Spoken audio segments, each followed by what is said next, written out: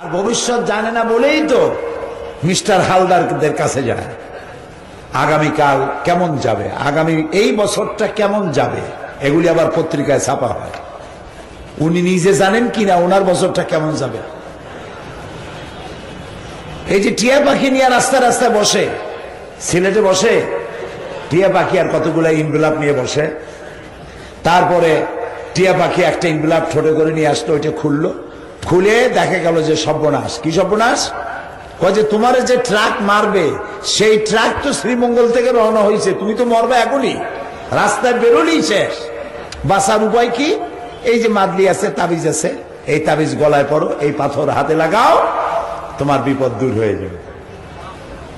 এক বুড়া বেচারা নাকি এরকম এক সকালবেলায় এক এই টিয়া পাখির সামনে গিয়ে বসছে, যে হাত গলে বলছে, মিয়া আমি তো এখনো বিসমিল্লাহ করিনি, আপনারে দিয়ে করি। কি বিসমিল্লাহ করবা? দেখি আপনার হাতে কোনো বিপদ টিপদ আছে নাকি, যদি বিপদ থাকে তাহলে কি হবে? কোনো চিন্তা নাই চাচা, আমার এই সুটকেসের মধ্যে বহুত তাবিজ, একটা তাবিজ দিয়ে দেবো, বিপদ দূর হয়ে যাবে। বুড়া তার হাতের ব্যাগটা থুইয়া ওর গালের উপরে 82 আনা ওজনের একটা থাপ্পড় লাগাইছে ভালো করে। লোকটি বলছে, আমারে মারলেন কেন? আমি তো আপনার কোনো খারাপ কথা বলিনি, আপনি দাড়ি বাঁকা মানুষ, এই থাপ্পড়ের জবাব আমিও দিতে পারতাম, দিলাম না, আপনি মুরব্বী বলে। আপনি আমারে মারলেন কেন? কয় মারি নাই তো, একটু টেস্ট করছি। কি টেস্ট করলেন? টেস্ট করলাম এই যে তুমি আমার হাত দেখে তুমি দেখবা যে কত বিপদ আছে, বিপদ থাকলে সেই বিপদ দূর করার মতো তাবিজ দিয়া তোমার সুটকেস ভরা। তা মিয়া ভাই, তুমি সকালবেলায় নিজের হাত দেখে আসো নাই? সকাল 8টার সময় একটা থাপ্পড় খাবা, এই তাবিজ গুলো তোমার ভিড়াইতে পারলো না কেন? তুমি রাস্তা রাস্তার পরের ভাগ্য গণনা করো, তাবিজ দিয়ে ভাগ্য ভালো বানাও, তুমি কেন নিজের ভাগ্য ভালো বানায় গুলশানে বাড়ি বানাইতে পারো না? এগুলি ফাঁকি ঝুঁকি। মানুষ অতীত ভুলে যায়, ভবিষ্যৎ জানেই না, আর বর্তমান সম্পর্কে সিদ্ধান্ত নিতে গিয়ে ভুল করে। এই হলো মানুষের জ্ঞানের সীমানা। আর তারাই বানায় সংবিধান। প্রতি মুহূর্তে ভবিষ্যৎ এসে বর্তমান হয়, আর প্রতি মুহূর্তে বর্তমান অতীত হয়ে যায়। ফলে চিন্তা যেটা করেছিল, চিন্তার কার্যকারিতা হারিয়ে যায়। এখন উপায় কি? উপায় অ্যামেন্ডমেন্ট করা। এই কোরআন যার কাছ থেকে এসেছে তার কাছে অতীত নাই, তার কাছে ভবিষ্যৎ নাই, তার কাছে সবটাই বর্তমান। সুবহানাল্লাহ বলতে ইচ্ছে করে না? তার কাছে সবটাই বর্তমান। তিনি কে? সে আল্লাহ রাব্বুল আলামিন কোরআনে কারীমকে নাজিল করেছেন বর্তমানকে সামনে রেখে। কিয়ামত পর্যন্ত পরিবর্ধনের কোনো প্রয়োজন হবে না। মানব গোষ্ঠী পরিচালনার জন্য যা প্রয়োজন সব এখানে আছে। আল্লাহ তাআলা বলছেন, আলিফ লাম রা কিতাবুন আনজালনাহু ইলাইকা লিতুখরিজান নাসা মিনাজ যুলুমাতি ইলান নূর। আলিফ লাম রা কিতাবুন আনজালনাহু ইলাইকা, আমি আপনার প্রতি একখানা কিতাব অবতীর্ণ করেছি। কেন? লিতুখরিজান নাসা মিনাজ যুলুমাতি ইলান নূর, যাতে করে মানব গোষ্ঠীকে অন্ধকারের ভেতর থেকে বের করে আপনি আলোর দিকে নিয়ে আসতে পারেন। এই জন্য আপনার কাছে এই কিতাব আমি অবতীর্ণ করেছি। অন্ধকার কি? অন্ধকার হচ্ছে মানুষ যা তৈরি করেছে মানব গোষ্ঠী পরিচালনার জন্য।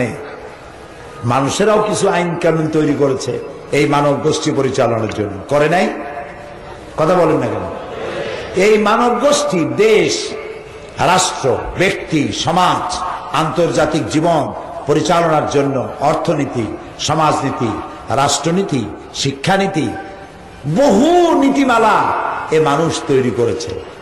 কিন্তু এর একটি নীতিমালাও পৃথিবীর মানুষের জন্য স্থায়ী কোনো কল্যাণ সাধন করতে পারে নাই। সমাজতন্ত্র পারে নাই। কমিউনিজম সমাজতন্ত্র যে দেশে তৈরি হয়েছিল সেই দেশেই ব্যর্থতার 100% গ্যারান্টি নিয়ে, 100% ব্যর্থতার গ্লানি নিয়ে আত্মহত্যা করে মরেছে তার নিজের জন্মভূমিতে। এখন এই সমাজতন্ত্র যে সব জায়গায় বেঁচে আছে, কিউবা, মঙ্গোলিয়া, চায়না, যে কয়টা জায়গায় বেঁচে আছে সব বন্দুকের জোরে বেঁচে আছে। বন্দুক উঠায় নিক, পরের দিন সবাই ঝাড়ু দিয়া সব নদীর মধ্যে ভালায় দেবে। এই সমাজতন্ত্র রাখবে না। সুতরাং সমাজতন্ত্র ফেল করেছে। Communism fail, nationalism, capitalism, secularism, সমস্ত মতবাদগুলি ফেল করেছে। এগুলি সব অন্ধকার। মানুষের তৈরি করা এই মতগুলি কি? অন্ধকার। আর আল ইসলাম নূর, বলেন আল ইসলাম নূর। নূর মানে কি? আলো, লাইট। কোরআনে কারিমে জুলুমাত বলা হয়েছে। অন্ধকারকে আল্লাহ যখনই কোরআনে কারিমে এনেছেন তখন এক বচনে বলেন নাই, বহু বচনে বলেছেন। আর যখন আলোর কথা বলেছেন তখন বহু বচনে আনেন নাই, এক বচনে বলেছেন। কারণ আলোর রূপ একটা, অন্ধকারের রূপ হয় অনেক। এখন পরীক্ষা চলতেছে, আজকাল পরশু, আজকে বন্ধ ছিল, কালকে থেকে আবার পরীক্ষা শুরু হবে। পরীক্ষা চলছে না সারা দেশে? এই পরীক্ষায় অঙ্কের দিন যাদের অঙ্ক সঠিক হবে তাদের উত্তর কয় রকম হবে? একরকম। আর যাদেরটা ভুল হবে নানান রকম হবে। সুতরাং পৃথিবীর অন্ধকারের অনেক রূপ। মানুষ তার নিজস্ব মন মস্তিষ্ক দিয়ে যত আইন এবং কানুন তৈরি করেছে সবগুলি মুখ থুবড়ে যার যার জায়গায় পড়ে গেছে। এগুলি অগ্রগতি হয় নাই, প্রগতি হয় নাই। ওরা নাম দেয় ওরা নাকি প্রগতিশীল। ওরা যদি হয় প্রগতিশীল তাহলে দুর্গতিশীল হবে কারা? তো চরম দুর্গতি সম্পন্ন। সুতরাং পৃথিবীতে মানব রচিত সব মতবাদ থুবড়ে পড়েছে। আল্লাহ তাআলা দিয়েছেন এক ব্যবস্থা, এই ব্যবস্থাটা আল্লাহ, সেই ব্যবস্থার নাম হলো ইসলাম। ব্যবস্থাটার নাম কি? সবাই বলেন ইসলাম। ইসলাম কোন বিশ্বাস, আকীদা, নামাজ, রোজা, হজ, যাকাতের মধ্যে সীমাবদ্ধ কোন জীবন ব্যবস্থার নাম ইসলাম নয়। কোন একটি ধর্মীয় বিশ্বাস, কয়েকটি ধর্মীয় বিশ্বাস, নামাজ, রোজা, দাড়ি, টুপি, রুমাল, জামা, হজ, যাকাত, এর মধ্যে সীমাবদ্ধ একটি ধর্মের নাম ইসলাম নয়। আমরা তিনটে জায়গায় ভুল করেছি, মুখস্থ করুন, মনে রাখুন। তিনটি জায়গায় ভুল করেছি। কত জায়গায় বলেন? তিনটি জায়গায় ভুল করেছি। নাম্বার ওয়ান, ইসলামকে মনে করেছি শুধুমাত্র একটি ধর্ম। হিন্দু যেমন একটি ধর্ম, হিন্দু, বৌদ্ধ, খ্রিস্টান, এই যত ধর্ম আছে, ইসলাম গতানুগতিকভাবে একটি ধর্মের নাম নয়। আমরা প্রথম ভুল করেছি ইসলামকে শুধুমাত্র ধর্ম মনে করে। এটি একটি পূর্ণাঙ্গ জীবন ব্যবস্থা, একটি স্কিম, আল্লাহর তৈরি করা একটি পরিকল্পনা, সুবহানাল্লাহ, যা মানুষের জন্ম থেকে শুরু করে মৃত্যু পর্যন্ত জীবনের প্রত্যেকটি ক্ষেত্রে দিক নির্দেশনা প্রদান করে। এর নাম ইসলাম। জোরে বলেন, এর নাম কি? এক নম্বরে ভুল করেছি ইসলামকে শুধুমাত্র ধর্ম মনে করে। উল্টা বুঝেন না। আবার কালকের থেকে বলা শুরু করি না যে সাইদি সাহেব বলে গেছে ইসলাম কোনো ধর্মই না। মানুষ তো শোনে একরকম, বোঝে একরকম, আর রিপোর্ট করে আরেক রকম। গতানুগতিক ভাবে অন্যান্য ধর্মের মতো এটা কোনো গতানুগতিক ভাবে ধর্ম নয়। এটি মোকাম্মাল নিজামে হায়াত, এটি কমপ্লিট কোড অফ লাইফ, এটি পূর্ণাঙ্গ জীবন বিধান। কিরকম পূর্ণাঙ্গ? হাতের নখ কাটা থেকে শুরু করে, টয়লেটে যাওয়া থেকে শুরু করে রাষ্ট্র পরিচালনা পর্যন্ত সব তো শিখায়। মুরগির ফার্ম থেকে শুরু করে জাতিসংঘ পর্যন্ত পরিচালনা শিখায় কোরআন। এটার নাম ইসলাম, পরিপূর্ণ জীবন ব্যবস্থা। আপনি জিজ্ঞেস করেন কি জানতে চাইবেন, আর এই কোরআনে কোন কথার জবাব নাই? তিবিয়ানান লিকুল্লি শাই। আল্লাহ তাআলা বলেছেন সমস্ত বিষয়গুলিকে মানুষের জন্য যা প্রয়োজন সবগুলোকে খুলে খুলে কোরআনে কারীমের মধ্যে বয়ান করে দেওয়া হয়েছে। এটার মধ্যে দাঁড়ায় থাকলে অসুবিধা, একটু বসলে ভালো হয়। আমি কিন্তু বলি না মানুষকে যে বসেন বসেন, এগুলি বলি না এই কারণে যে প্রাইমারি স্কুলে যখন আমরা পড়ছি তখন মাস্টাররা যাদেরকে শাস্তি দিত বলতো দাঁড়ায় থাকো। আপনাদেরকে কোন মাস্টার দাঁড়ায় থাকতে বলছে আমি জানি না, খামোখাই দাঁড়ায় কষ্ট করতেছেন। দাঁড়ায়া মানুষ আশ্চর্য মলম বেছে কেমনে তাই দেখে, রাজনৈতিক বক্তৃতা শোনে দাঁড়ায় দাঁড়ায়, সিনেমাদমও চাবায় আর দাঁড়ায়ও থাকে। এটা কোরআনের মাহফিল, আপনি বসলে আপনার পিছনের লোক একটু বসতে পারে। আমি দেখে আসছি এই যে বিশাল রাস্তা বন্ধ হয়ে গেছে, রাস্তায় যান চলাচল বন্ধ হয়ে গেছে, তা আপনারা যাওয়ার তো কোনো জায়গা নাই, ফাইনাতা যাবো। বসেন, বসলে আপনার জন্য কল্যাণ, অন্যের জন্য কল্যাণ। আলহামদুলিল্লাহ বলেন।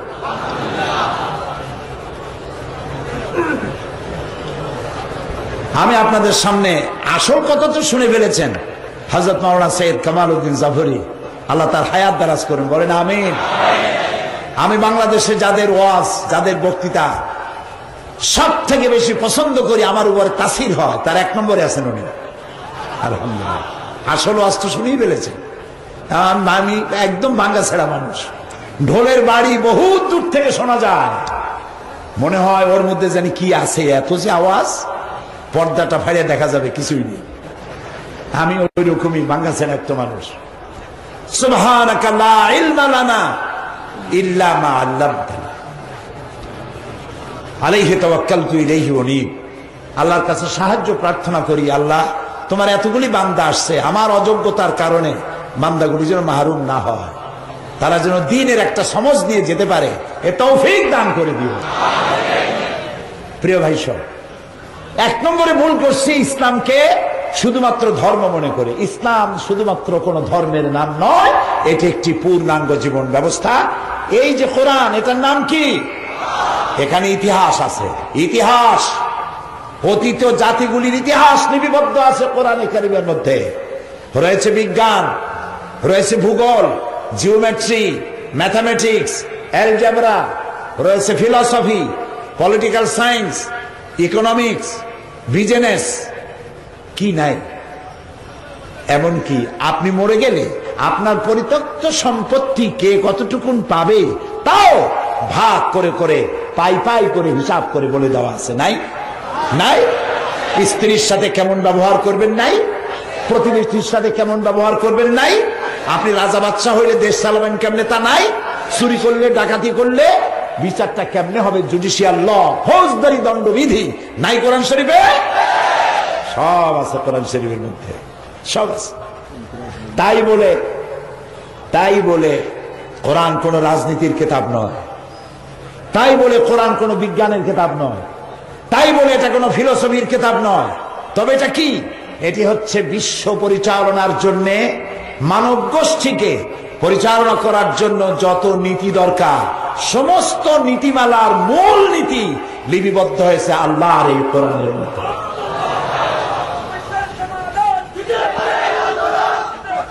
তো এক নম্বরে, জি এটাই ঠিক, এটাই ঠিক।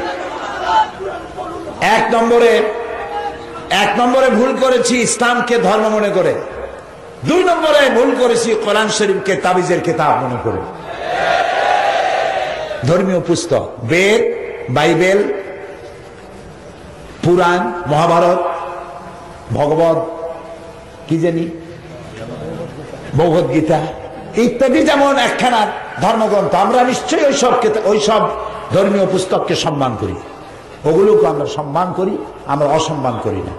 কিন্তু আমার বক্তব্য হচ্ছে, অন্যান্য ধর্মগ্রন্থের মতো এখানে শুধুমাত্র একখানি ধর্মীয় কিতাব নয়, এটি জীবন পরিচালনার স্কিম।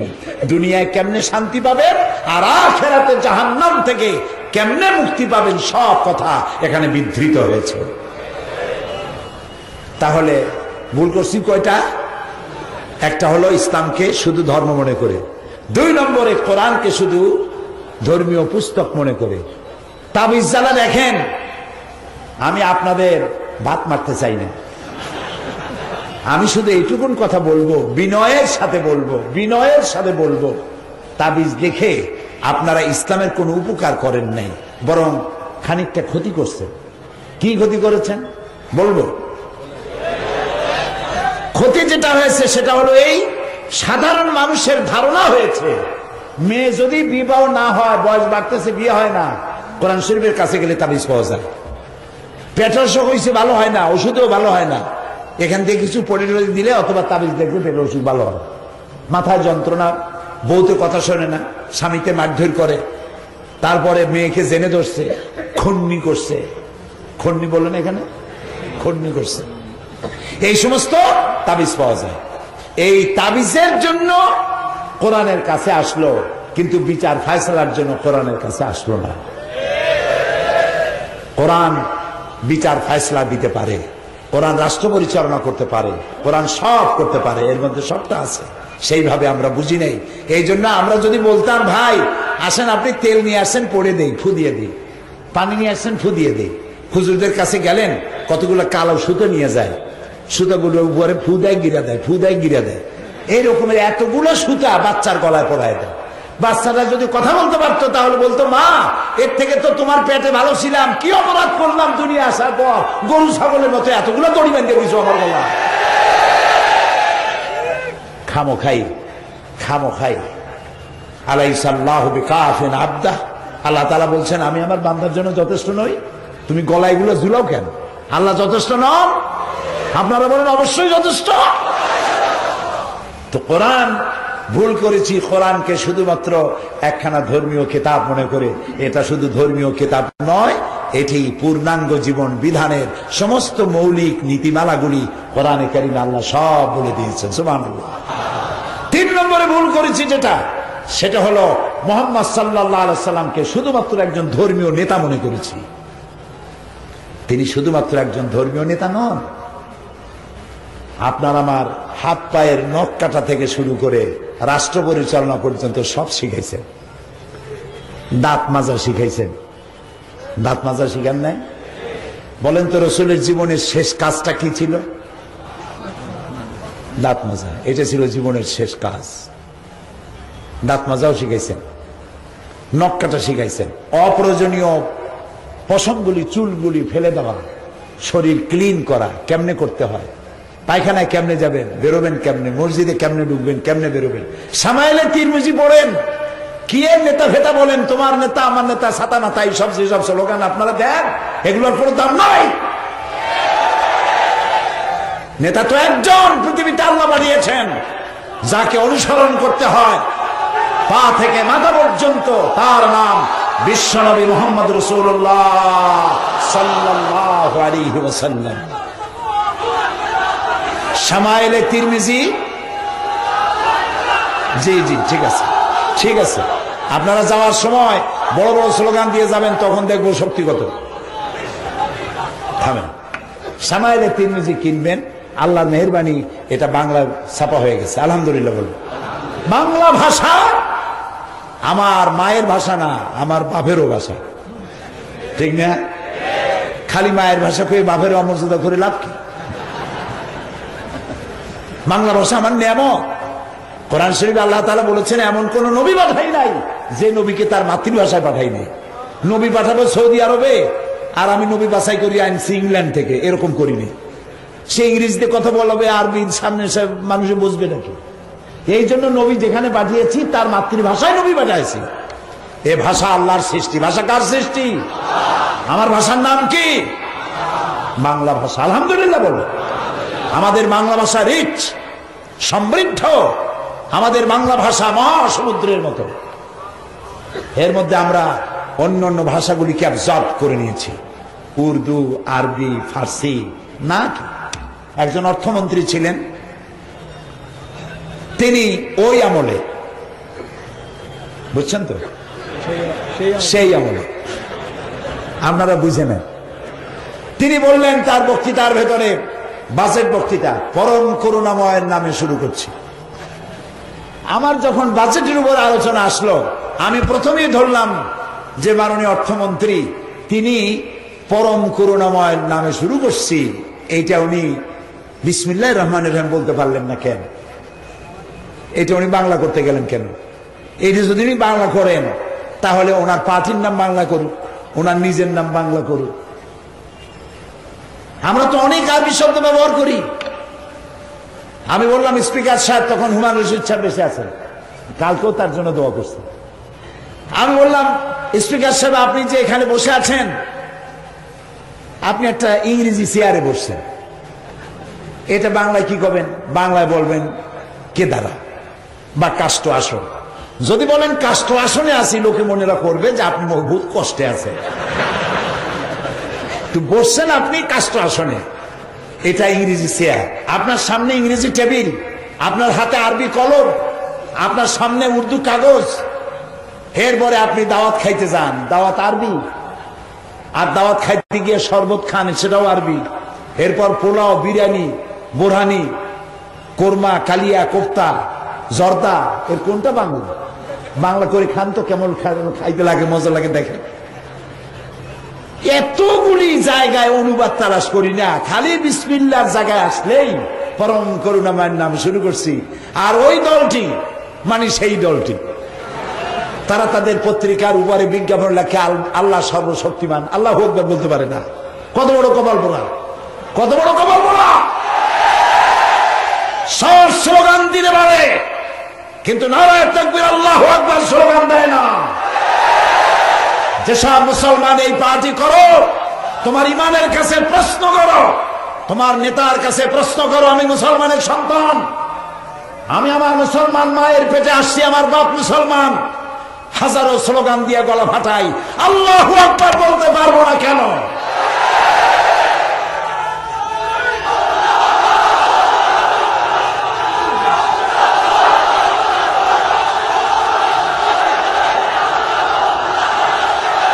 এই জন্য মাথায়, মুসলমানদের মাথায় কিছুটা হুশ জ্ঞান থাকা দরকার। পাগল হইয়া গড্ডালিকা প্রবাহের মতো বাপেও করছে, আমিও করব, এগুলো বাদ দিতে হবে। বাপ চাচারা অনেক কথা বলছে। ছোট্টবেলায় আমার মনে আছে, দাদা নানিতে বলতো, ওই যে চাঁদ দেখছো? বলতাম হ্যাঁ দেখছি তো। ওই যে কালো কালো কি জিনিস জানো? বল না জানি না তো। ওইখানে একটা বট গাছ আছে, ওর মধ্যে এক বুড়ি আছে, সে বুড়ি ওখানে বসে সুতা কাটে। চিন্তা করতাম, ওরে বাবা, বুড়ি ওখানে বসে সুতা কাটে, তা খায় কি? চিন্তা আমার মাথা ঘামায় যেত, কি সব বড়। তারপরে বলতো, এই পৃথিবীতে ভূমিকম্প হয় কেন জানো? বলতাম না জানি না। কয় যে এই পৃথিবী আছে গরুর মাথার উপরে। চিন্তা করতাম, বাপরে বাপ, সেই গরুর শিং কত মোটা। এরকম কথাও তো আমরা শুনছি না, শুনি নেই? এখন কি বিশ্বাস করি? কেউ বিশ্বাস করে?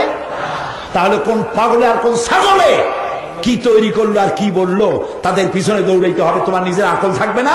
মুসলমানের সন্তান শাহজালালের পুণ্যভূমি সিলেটে মিছিল হবে, আর আল্লাহু আকবার ধ্বনি হবে না, হতে পারে না।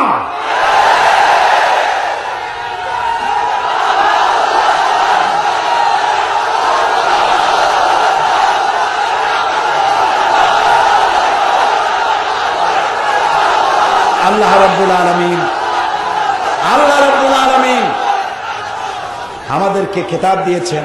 বলছিলাম 3 জায়গায় ভুল করছি। কয় জায়গায় ভুল করছি? 3 জায়গায়। 1 নম্বরে ইসলামকে মনে করেছি শুধু ধর্ম, এখন সংশোধন করি নেই। ইসলাম শুধু ধর্ম নয়, এটি একটি পূর্ণাঙ্গ জীবন ব্যবস্থা।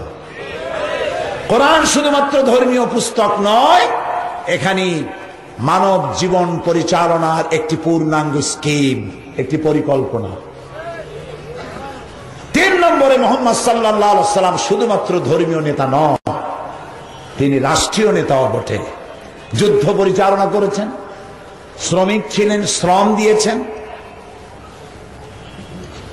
তিনি সেনাপতি ছিলেন, রাষ্ট্র পরিচালনা করেছেন, সবটা ছিলেন।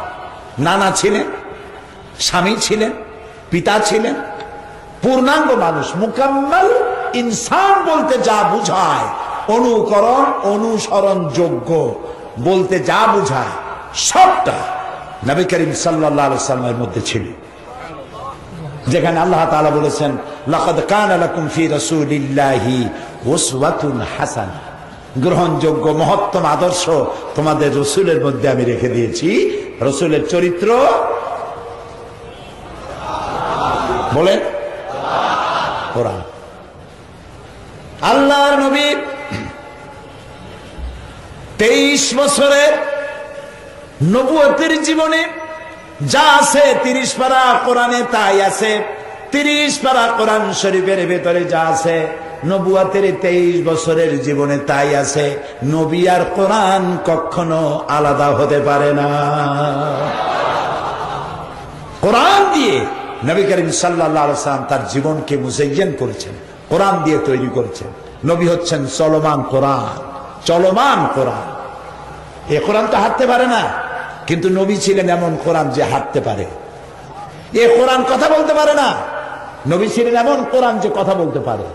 এই কোরআন নিজের রং দেখাতে পারে না, রাসূল ছিলেন সেই কোরআন যে কোরআনের রং দেখায় দিত। আর সাহাবায়ে কেরাম রিদওয়ানুল্লাহ তাআলা আলাইহিম আজমাইন, তারা যখন রাস্তা দিয়ে হাঁটতেন তখন মনে হতো জীবন্ত কোরআন হেঁটে যাচ্ছে। কোরআনের তারা আমল করতেন। ইসলাম শুধু নামাজ রোজা হজ যাকাত নয়, মানুষের প্রয়োজন মিটিয়েছে ইসলাম, জীবনের সব প্রয়োজন মিটিয়েছে। মানুষের জন্য প্রথম প্রয়োজন কি? খাদ্য। জন্মের পরই তার প্রথম প্রয়োজন খাদ্য। মায়ের পেট থেকে একটা সন্তান যখন ভূমিষ্ঠ হয়, ভূমিষ্ঠ হয়েই যে চিৎকারটা মারে, সম্ভবত এই চিৎকারটা তার অর্থনৈতিক অধিকার আদায় করার চিৎকার, তার খাদ্য আদায়ের চিৎকার। পেটের মধ্যে তো পাইছিলাম আল্লাহর তরফ থেকে, এখন কি জোগাড় করছো দেও তাড়াতাড়ি, ক্ষুধা লাগছে। কোরআনে কারীম মানুষের এই প্রয়োজন মিটিয়েছে। কোন বিজ্ঞানী, কোন দার্শনিক পৃথিবীতে প্রথম বলেছেন খাওয়া পড়া শিক্ষা চিকিৎসা বাসস্থান মানুষের মৌলিক অধিকার? কোন বিজ্ঞানী বলেছেন? কোন দার্শনিক বলেছেন? সর্বপ্রথম এই কথা বলেছেন বিশ্বনবী মুহাম্মদ রাসূলুল্লাহ সাল্লাল্লাহু আলাইহি ওয়াসাল্লাম। তিনি শুধু মুসলমানের কথা বলেননি, তিনি বলেছেন প্রত্যেকটি বনি আদম, প্রত্যেকটি মানব সন্তানের জন্য 5টি জিনিস ফান্ডামেন্টাল রাইটস, মৌলিক অধিকার: খাদ্য, বস্ত্র, শিক্ষা, চিকিৎসা, বাসস্থান। এই 5টি তার অধিকার। এই অধিকারের গ্যারান্টি দিতে হবে। রাসূলুল্লাহ সর্বপ্রথম পৃথিবীতে বলেছেন। সুবহানাল্লাহ। এখন দেখুন আপনার প্রয়োজন কোরআন কিভাবে মিটাচ্ছে। শুরু হয়েছে কোরআন, একদম শুরুতেই আপনার প্রয়োজন মিটানো হয়েছে।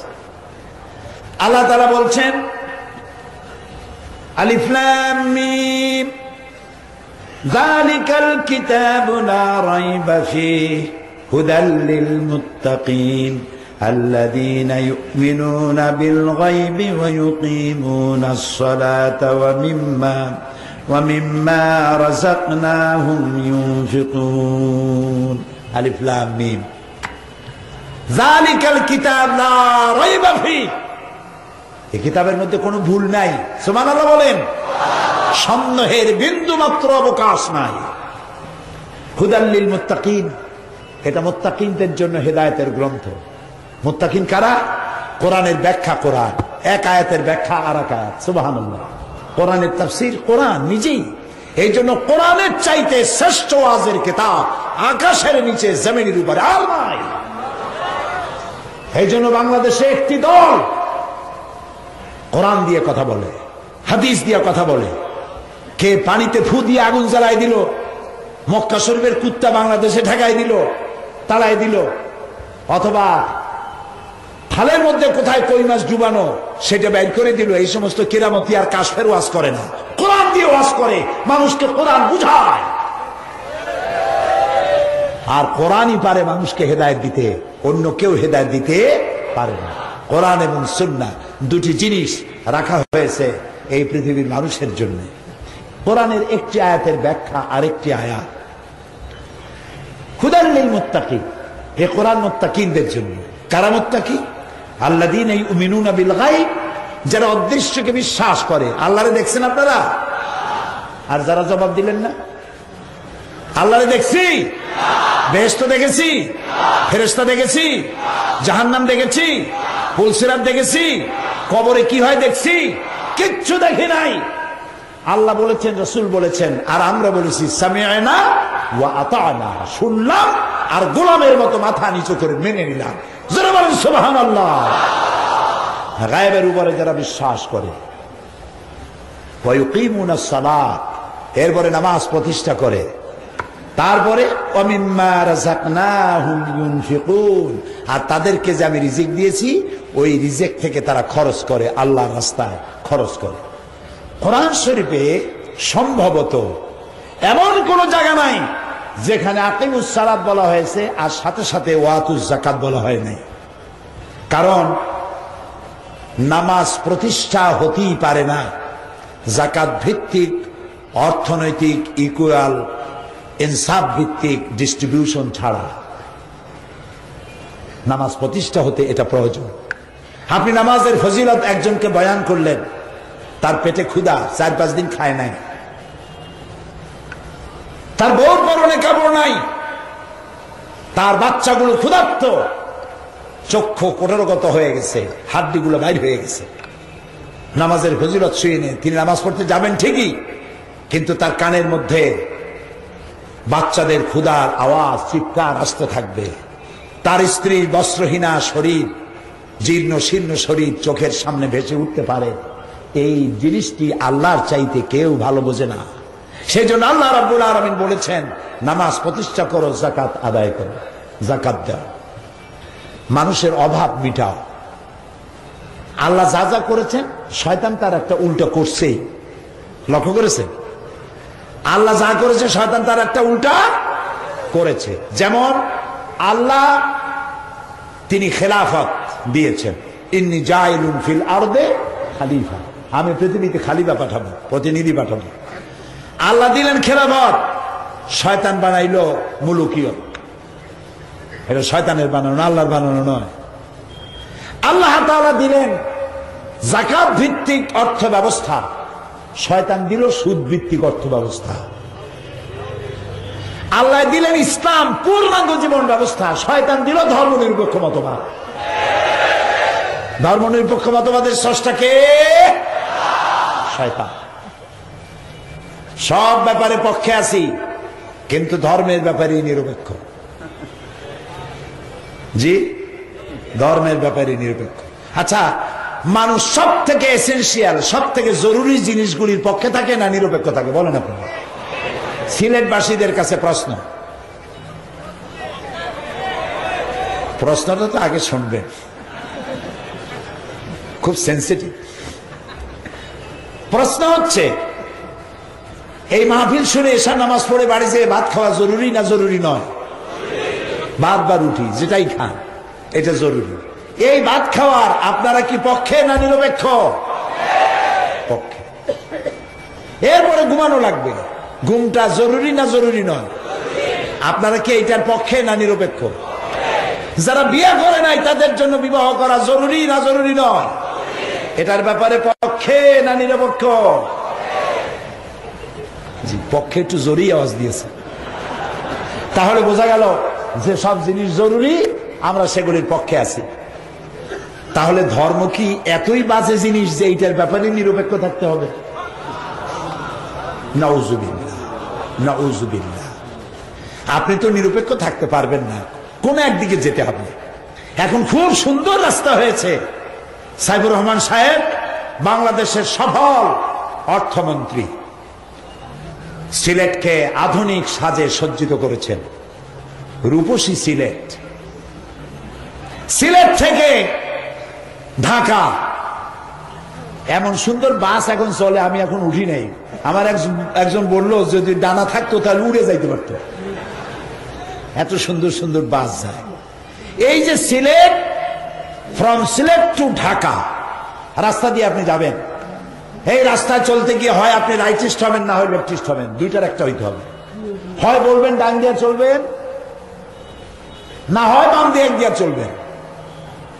কিন্তু আপনি যদি বলেন আমি রাইটিস্ট নই, আমি লেফটিস্ট নই, আমি মিডিলিস্ট, আমি রাস্তার মাঝখানে দাঁড়ায় থাকবো, আমি নিরপেক্ষ, ডাইনেও নয় বামেও না, আমি নিরপেক্ষ মাঝখানে থাকবো। থাকুন বাবা, থাকুন, অপেক্ষা করুন, একটু পরেই ট্রাক বাবাজি আসবে, আপনারে পাটি সাপটা পিঠা বানায় দিয়ে যাবে রাস্তার উপরে, ঠিক কিনা? কাজী ইসলাম যদি ভালো না লাগে তাহলে নেতা নেত্রীরা বলুন আমরা ইসলাম পছন্দ করি না, বেরিয়ে যান। আপনার মতো 2-5-10 কোটি লোক যদি বাইরে যায়, ইসলামের কোনো ক্ষতি নাই। যে আমেরিকা আজ পৃথিবীর মুসলমানদেরকে নির্যাতন করছে, সেই আমেরিকায় প্রতি বছর এখন 20 থেকে 25 হাজার খ্রিস্টান মুসলমান হচ্ছে সমান। কাজী ভালো লাগলে বলুন, আমি নিরপেক্ষ নই, আমি পক্ষে। একজন মুসলমান ধর্মের ব্যাপারে কিভাবে নিরপেক্ষ হবে কন্ত দেখি। একজন হিন্দুই বা ধর্মের ব্যাপারে নিরপেক্ষ কেমনে হবে? একজন হিন্দু সন্ধ্যার সময় শেষ শঙ্খ বাজায় না, কি বাজায়? শঙ্খ বাজায়, উলুধ্বনি দেয়, মন্দিরে যায়, পূজা করে, কার্তিক পূজা, সরস্বতী পূজা, দুর্গা পূজা, 12 মাসে 13 পূজা। না হাসতেছেন কেন? 12 মাসে 13 পূজাই তারা করে। তো একজন হিন্দু তখন পূজা দিল, একজন হিন্দু নারী যখন সিঁদুর পরলো, উলুধ্বনি দিল, তিনি তো ধর্মের পক্ষে চলে গেছেন, ঠিক কিনা? একজন বৌদ্ধ যখন সে গেরুয়া বসন পড়েছে, সে তো পক্ষে চলে গেছে। শিখ বাঁধাকপির মতো একটা পাগড়ি 24 ঘন্টা বাঁধিয়ে রাখে, ও তো পক্ষে চলে গেছে। খ্রিস্টান সে গলায় ঝুলায় ক্রস, সে ধর্মের পক্ষে চলে গেছে। আমি মুসলমান, আমি নামাজ পড়ি, রোজা রাখি, হজ করি, যাকাত দেই, আল্লাহরে বিশ্বাস করি, রাসূলকে বিশ্বাস করি, আমি তো ধর্মের পক্ষে চলে গেছি। কাজী ধর্মের ব্যাপারে নিরপেক্ষ থাকতে পারে শয়তান, মুসলমান থাকতে পারে না নিরপেক্ষ।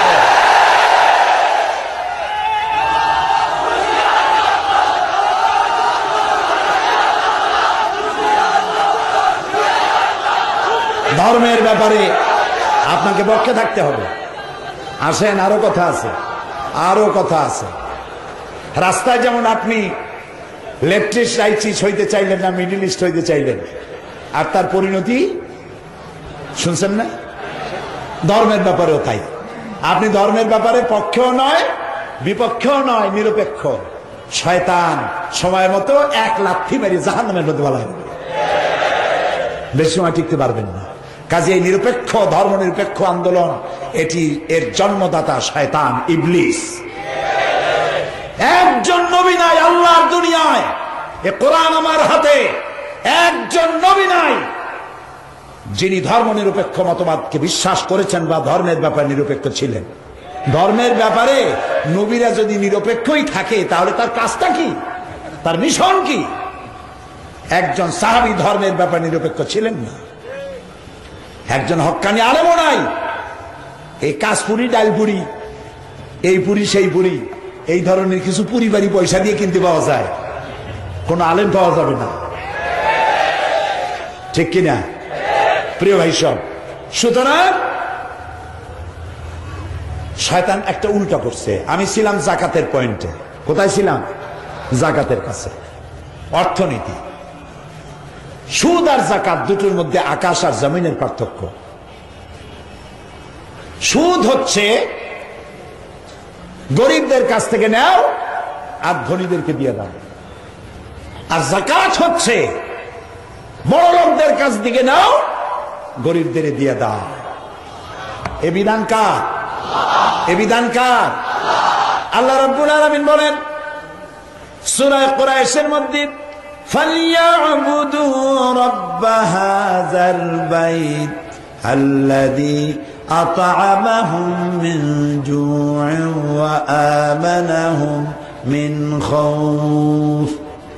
فَلْيَعْبُدُوا رَبَّ هَذَا الْبَيْتِ, যদি শীতে গ্রীষ্মে যদি ভয় ভীতি থেকে বাঁচতে চাও, তাহলে এই ঘরের মালিকের ইবাদত করো। কোন ঘর? বাইতুল্লাহ, আল্লাহর ঘর, কাবা শরীফ। এই কাবা শরীফের মালিককে আল্লাহ তাআলা বলছেন এই ঘরের মালিকের ইবাদত করো। এই ঘরের মালিকের ইবাদত করলে ফল হবে কি? কালকে ফ্যানটা কি হলো?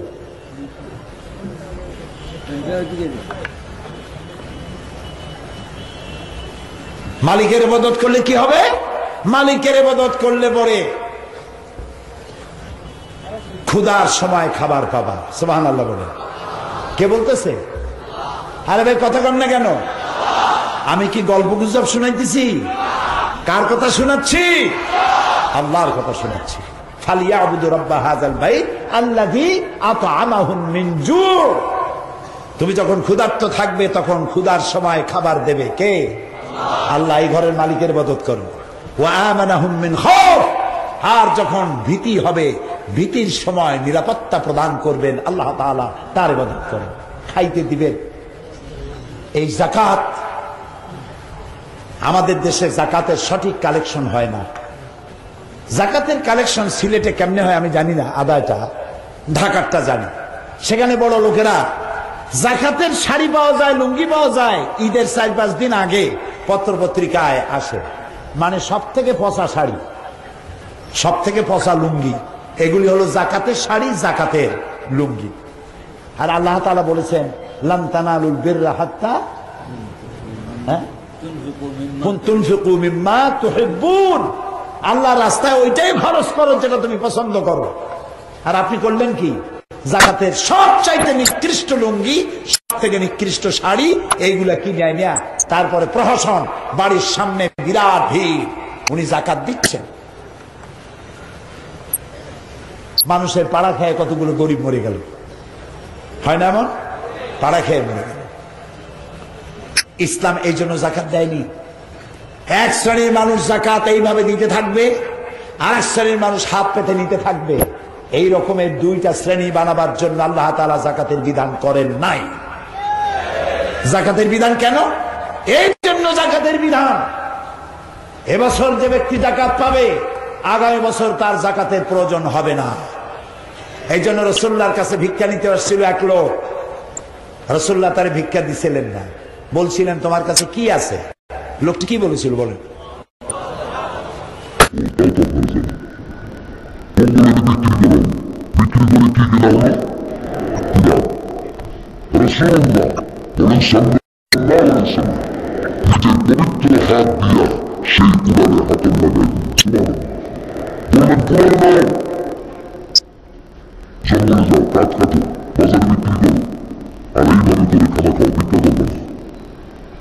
বেশ কিছুকাল পর সেই লোক এসে বলছে আসসালামু আলাইকা ইয়া রাসূলুল্লাহ। হুজুর আমার চিনছেন? আমি সেই ভিক্ষু, ভিক্ষা চাইতে আসছিলাম, আপনি বাড়ি তুলে দিয়েছিলেন। আমি কাঠ কেটে বাজারে বিক্রি করে করে সংসার পরিচালনা করে আমার কাছে এখন যাকাত দেওয়ার মতো অর্থ জমা হয়ে গেছে। এটার নাম যাকাত? আমরা কি করতেছি? শাড়ি আর লুঙ্গির নাম যাকাত নয়। এই সিলেটে লক্ষ লক্ষ মানুষ ইংল্যান্ডে থাকেন, ইউরোপিয়ান দেশগুলিতে থাকেন, আমেরিকায় থাকেন, যেখানে যাকাত দেওয়া যায়, এরকম লোক পাওয়া যায়।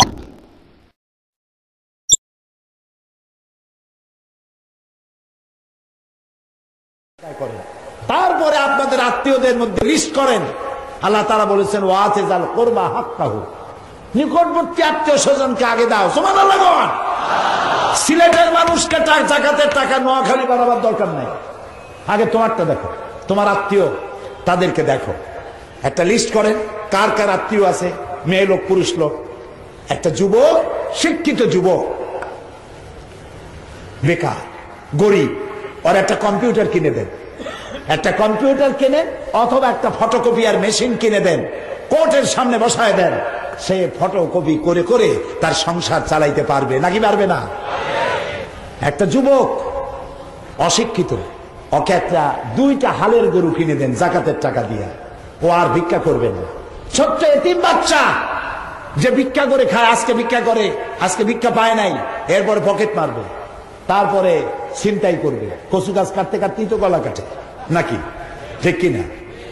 বেলচোর, তালচোর, কাঁঠাল চোর, পকেট চোর, এরপরে মানুষের গলা কাটা চোর হবে।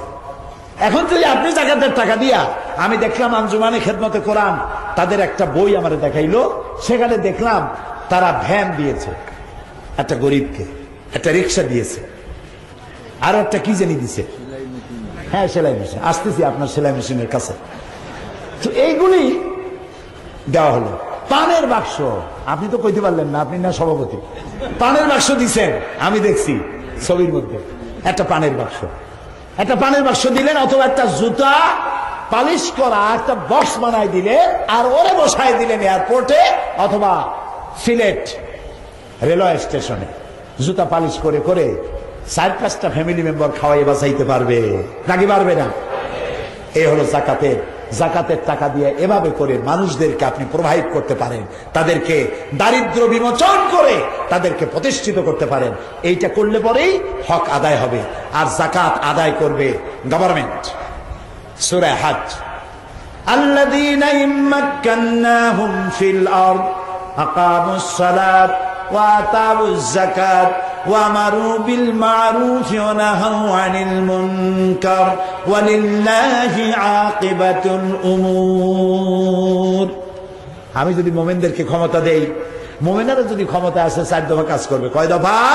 4 দফা। নামাজ প্রতিষ্ঠা করবে, যাকাত আদায় করবে। বাংলাদেশে বর্তমান সময়ে যদি যাকাত আদায় করা হয়, একেবারে কম করে হলেও 6,000 কোটি টাকা যাকাত কালেকশন হতে পারে। আর ওয়াকফ স্টেট আছে না বাংলাদেশে? সিলেটে নাই। কথা না কইলে বুঝি। ওয়াকফ স্টেট আছে না? যত সব সিন্দাবাদের দত্তরা ওয়াকফ স্টেটগুলি গ্রাস করে রেখে দিয়েছে বিভিন্ন নামে, নামগুলো আমি নিলাম না। এই ওয়াকফ স্টেটের সমস্ত লক্ষ লক্ষ একর সম্পত্তি যদি গভর্নমেন্ট উদ্ধার করতে পারত আর সরকার যদি যাকাত কালেকশন করত, তাহলে বাংলাদেশের দারিদ্র বিমোচনের জন্য পৃথিবীর কারো কাছ থেকে 1 টাকাও ঋণ করা লাগতো না। এটা আল্লাহ তাআলার বিরাট বরকত ছিল। সেই বরকতের রাস্তা আমরা ছেড়ে দিয়েছি। নবী করিম সাল্লাল্লাহু আলাইহি সাল্লাম মানুষকে খাবার দিয়েছেন, পরার দিয়েছেন, নিজে না খেয়ে থেকেছেন।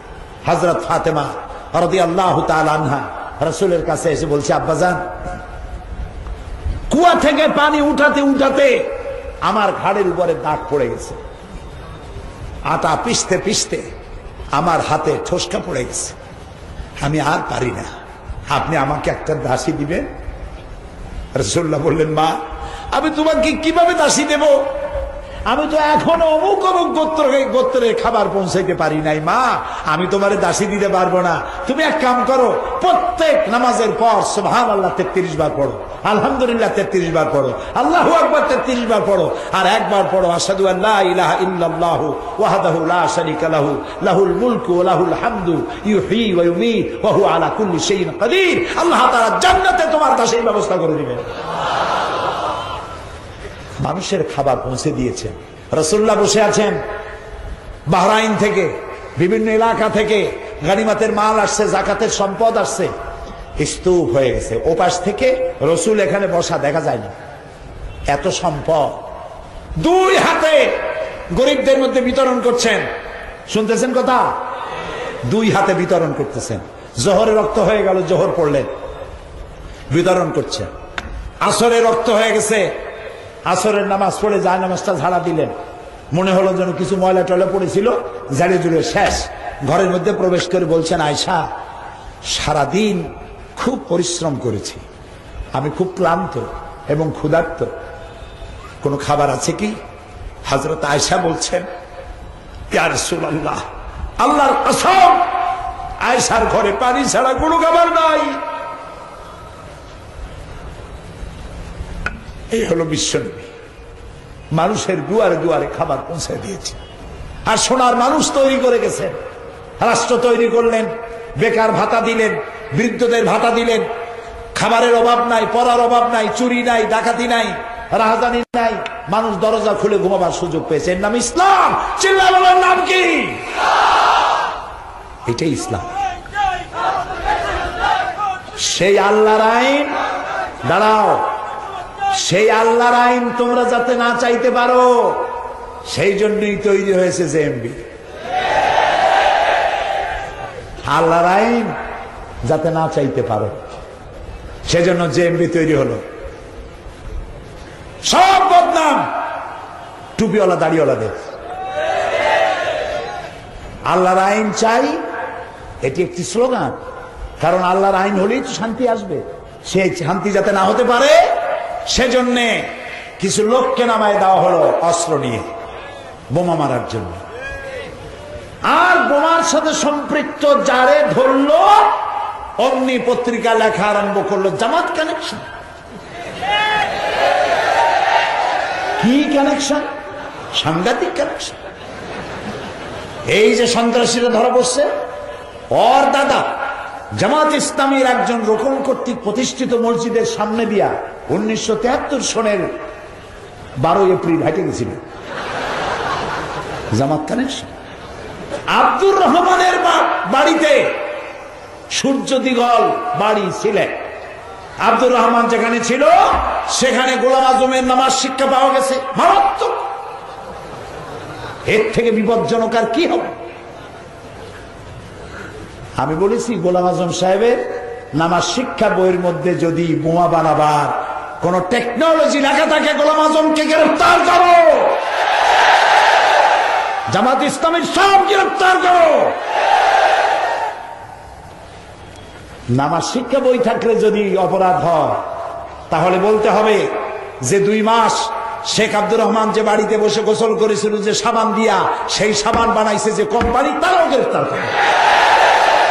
ওই সাবানের কোম্পানির সাথেও তার ষড়যন্ত্র ছিল, তা নাহলে ওই সাবান ব্যবহার করলো কেন? শয়তানি গাইছ। জামাত ইসলামী দাঙ্গাবাজ আর বোমাবাজি করবে কেন? দুঃখটা কি? জামাত ইসলামী কোন কসুরি পানা? জামাত ইসলামী কসুরি পাতার পানি? অর্ধ শতাব্দী ধরে এই ভূখণ্ডে রাজনীতি করছে জামাত ইসলামী গণতান্ত্রিক আন্দোলন। এমন কোন আন্দোলন নাই এই জমিনে যে আন্দোলনের শীর্ষে জামাতের নেতারা দাঁড়িয়ে কাজ করে নাই, রক্ত দেয় নাই, জীবন দেয় নাই। জামাত ইসলামীর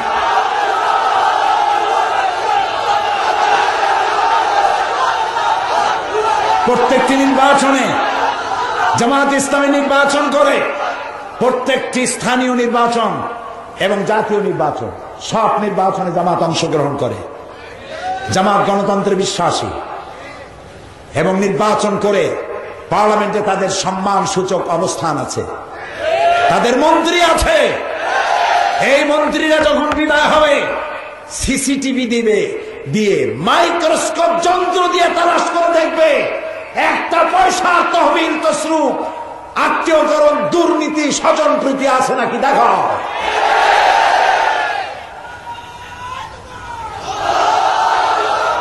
সুতরাং তোমাদের ওই সমস্ত গল্প পড়িয়া জনগণকে বিভ্রান্ত বানাইতে পারবে না। জনগণ বিভ্রান্ত হবে না। একটি পত্রিকা তার চেহারা পরিবর্তন করেছে, আমি তার নাম নেব না। চেহারা পরিবর্তন করেছো, আল্লাহ আছেন, আল্লাহ আছেন। আল্লাহর কাছে কোরআন সামনে নিয়ে বলি, রব্বুল আলামিন এদেশে ইসলামী আন্দোলনের জন্য যারা জীবন দেয়, যাদের ছাত্র সংগঠন রক্ত দেয়, 121টি ছাত্রের রক্ত দিয়ে গোলাপ ফুলের মতো জীবন ঝরালো যারা, তাদের বিরুদ্ধে যারা দেখে তোমার গজবের হাতে তাদেরকে সমর্থ করে দিলাম।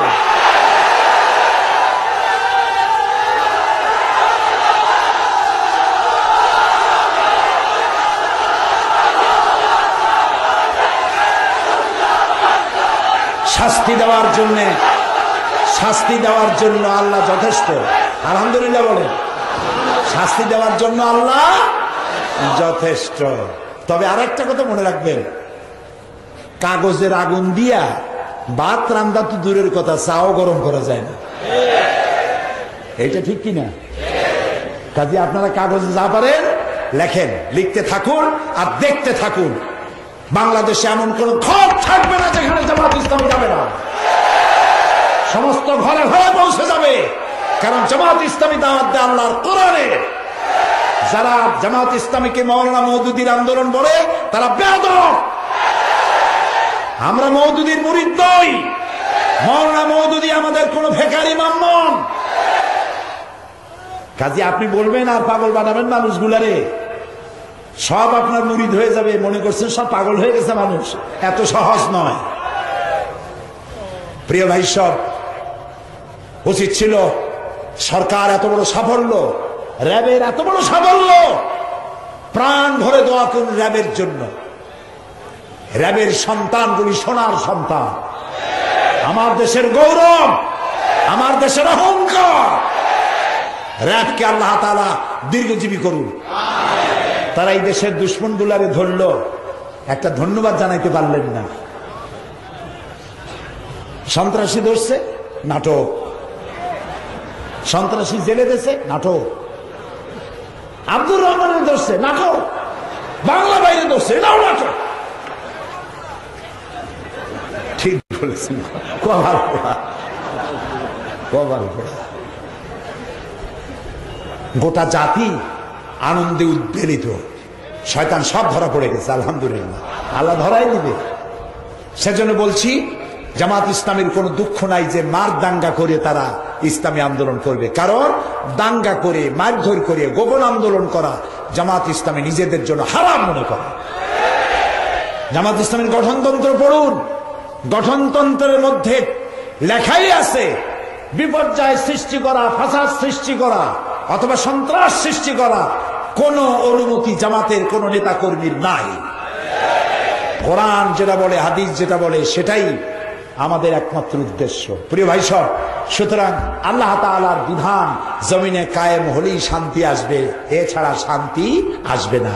আল্লাহর আইন, বাংলা ভাই আর ওই সিদ্দিকুল্লাহ, বাংলা তো বলতে চাই নাই, সিদ্দিকুল্লাহ আর ওটার নাম কি, শেখ রহমান, একজন পীর সাহেব, আমি নাম বলবো না, নাম নেব, কয় যে হে আব্দুর রহমানের সাথে জামাত ইসলামের নারীর সম্পর্ক আছে, ওর জামাতের রোকন।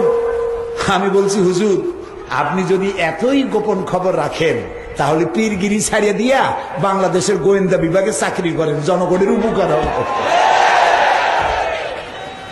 আপনি রহমানের সাথে জামাতের সম্পর্ক খুঁজে পাইলেন, আর সে যে আওয়ামী লীগের দুলাভাই তা আপনি কইতে পারলেন না। কত টাকা পেয়েছেন? ভারতের দালাল, আওয়ামী লীগের বিটি, পীর নামের কলঙ্ক।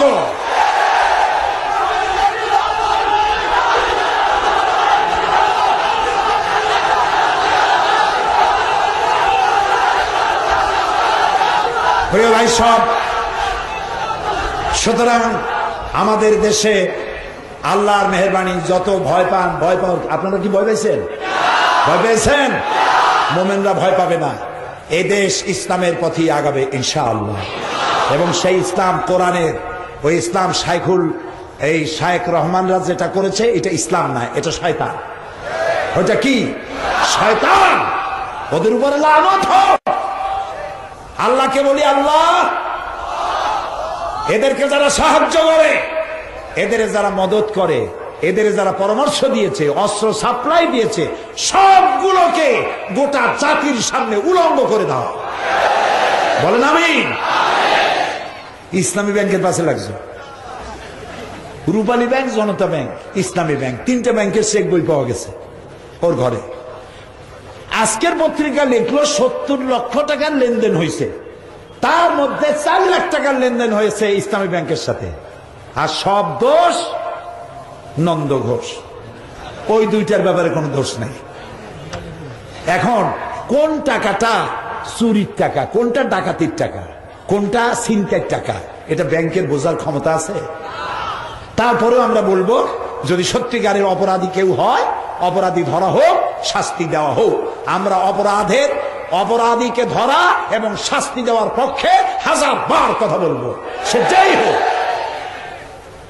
এই দেশে আল্লাহর মেহেরবানি, এদেশে আলেমদের সম্মান দিয়েছে বর্তমান সরকার। আব্দুর রহমানকে ধরার পরে প্রধানমন্ত্রী বক্তব্য রেখেছেন জাতির উদ্দেশ্যে। তিনি বলেছেন, শরিক দলের ইসলামী দলগুলো এবং বাংলাদেশের সমস্ত আলেম, মসজিদের ইমাম, মাদ্রাসার শিক্ষক এই সন্ত্রাসের বিরুদ্ধে বক্তৃতা করেছে, রাস্তা রাস্তা মিছিল করেছে। আমি তাদেরকে ধন্যবাদ জানাই। প্রধানমন্ত্রী ধন্যবাদ জানাইছেন আলেমদেরকে, আমি আলেমদের পক্ষ থেকে প্রধানমন্ত্রীকে ধন্যবাদ জানাই। এখানে মাদ্রাসা শিক্ষকদের ফাজেল আর কামেলের মানের যে বিষয়টি আছে, ইনশাআল্লাহ মেয়াদকালের মধ্যেই ফাজেল কামেলের মান হয়ে যাবে ইনশাআল্লাহ। কাজে চিন্তার কোনো কারণ নাই। ওই যে 14 গোষ্ঠী এক জায়গায় হয়েছে, কয় গোষ্ঠী? 14 গোষ্ঠী। এক গোষ্ঠী বাদ দিলে 13 খান সাইনবোর্ড, 13 খান সাইনবোর্ড। সারা দেশে 1.5 লক্ষ ভোটও নাই, 1.5 লক্ষ ভোটও নাই। এই নেতারা যখন কোন জায়গায় যায়, ওই 13 খান সাইনবোর্ড যখন কোন জায়গায় যায়, শুধু মঞ্চের ছবি দেখানো হয়, জনগণের ছবি দেখাবার মতো না, কারণ শ্রোতার চাইতে বক্তা বেশি। স্পষ্ট কথা। ওরা এই সব বামপন্থীরা, এই 13টি দলের নেতারা তাদের নিজের জন্মভূমিতে নির্বাচনে দাঁড়ান। আমি চ্যালেঞ্জ করেছি পার্লামেন্টে, চ্যালেঞ্জ করেছি পল্টনে, চ্যালেঞ্জ দিয়ে গেলাম সিলেটের আজকের মাহফিলে। ওই 13টা নেতা তাদের নিজের জন্মভূমিতে দাঁড়িয়ে নির্বাচন যদি করে, 100% জামানত বাজেয়াপ্ত হয়ে যাবে। কিয়ামত পর্যন্ত পার্লামেন্টের মেম্বার হতে পারবে না। তার কারণ হচ্ছে বামপন্থীদের সাথে এদেশের মানুষের আর মাটির কোন সম্পর্ক নাই। কাজে আপনারা এইসব বেলুন নিয়ে এসে ভয় দেখাবেন আর বলবেন নির্বাচন হইতে দেব না। নির্বাচন করা না করা এটা আপনার ব্যক্তিগত ব্যাপার, আপনার দলের ব্যাপার, কিন্তু নির্বাচন হইতে দেব না এটা সন্ত্রাসীদের কথা, এটা শেখ রহমানের কথা, এটা বাংলা ভাইয়ের কথা, এটা কোন গণতান্ত্রিক আন্দোলনের কথা না। নির্বাচন হবে, সময় মতো হবে, এবং আগামী নির্বাচনে ইনশাআল্লাহ 4 দলীয় ঐক্যজোট আবার ক্ষমতায় আসবে ইনশাআল্লাহ। আল্লাহ তাআলা এ তৌফিক দান করুন। আমরা বলি আমিন, সবাই বলি আমিন। তো মিশরের কথা আপনারা দাঁড়াইলে আমি মিশর বলবো কেমন? বসেন। আপনারা যে এত স্মৃতিশক্তি সম্পন্ন আমি তো ভাবিনি।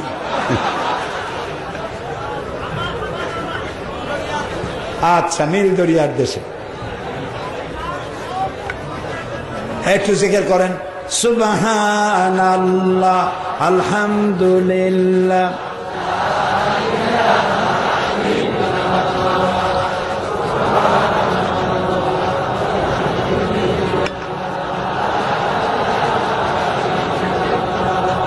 সুবহানাল্লাহ, আলহামদুলিল্লাহ, লা ইলাহা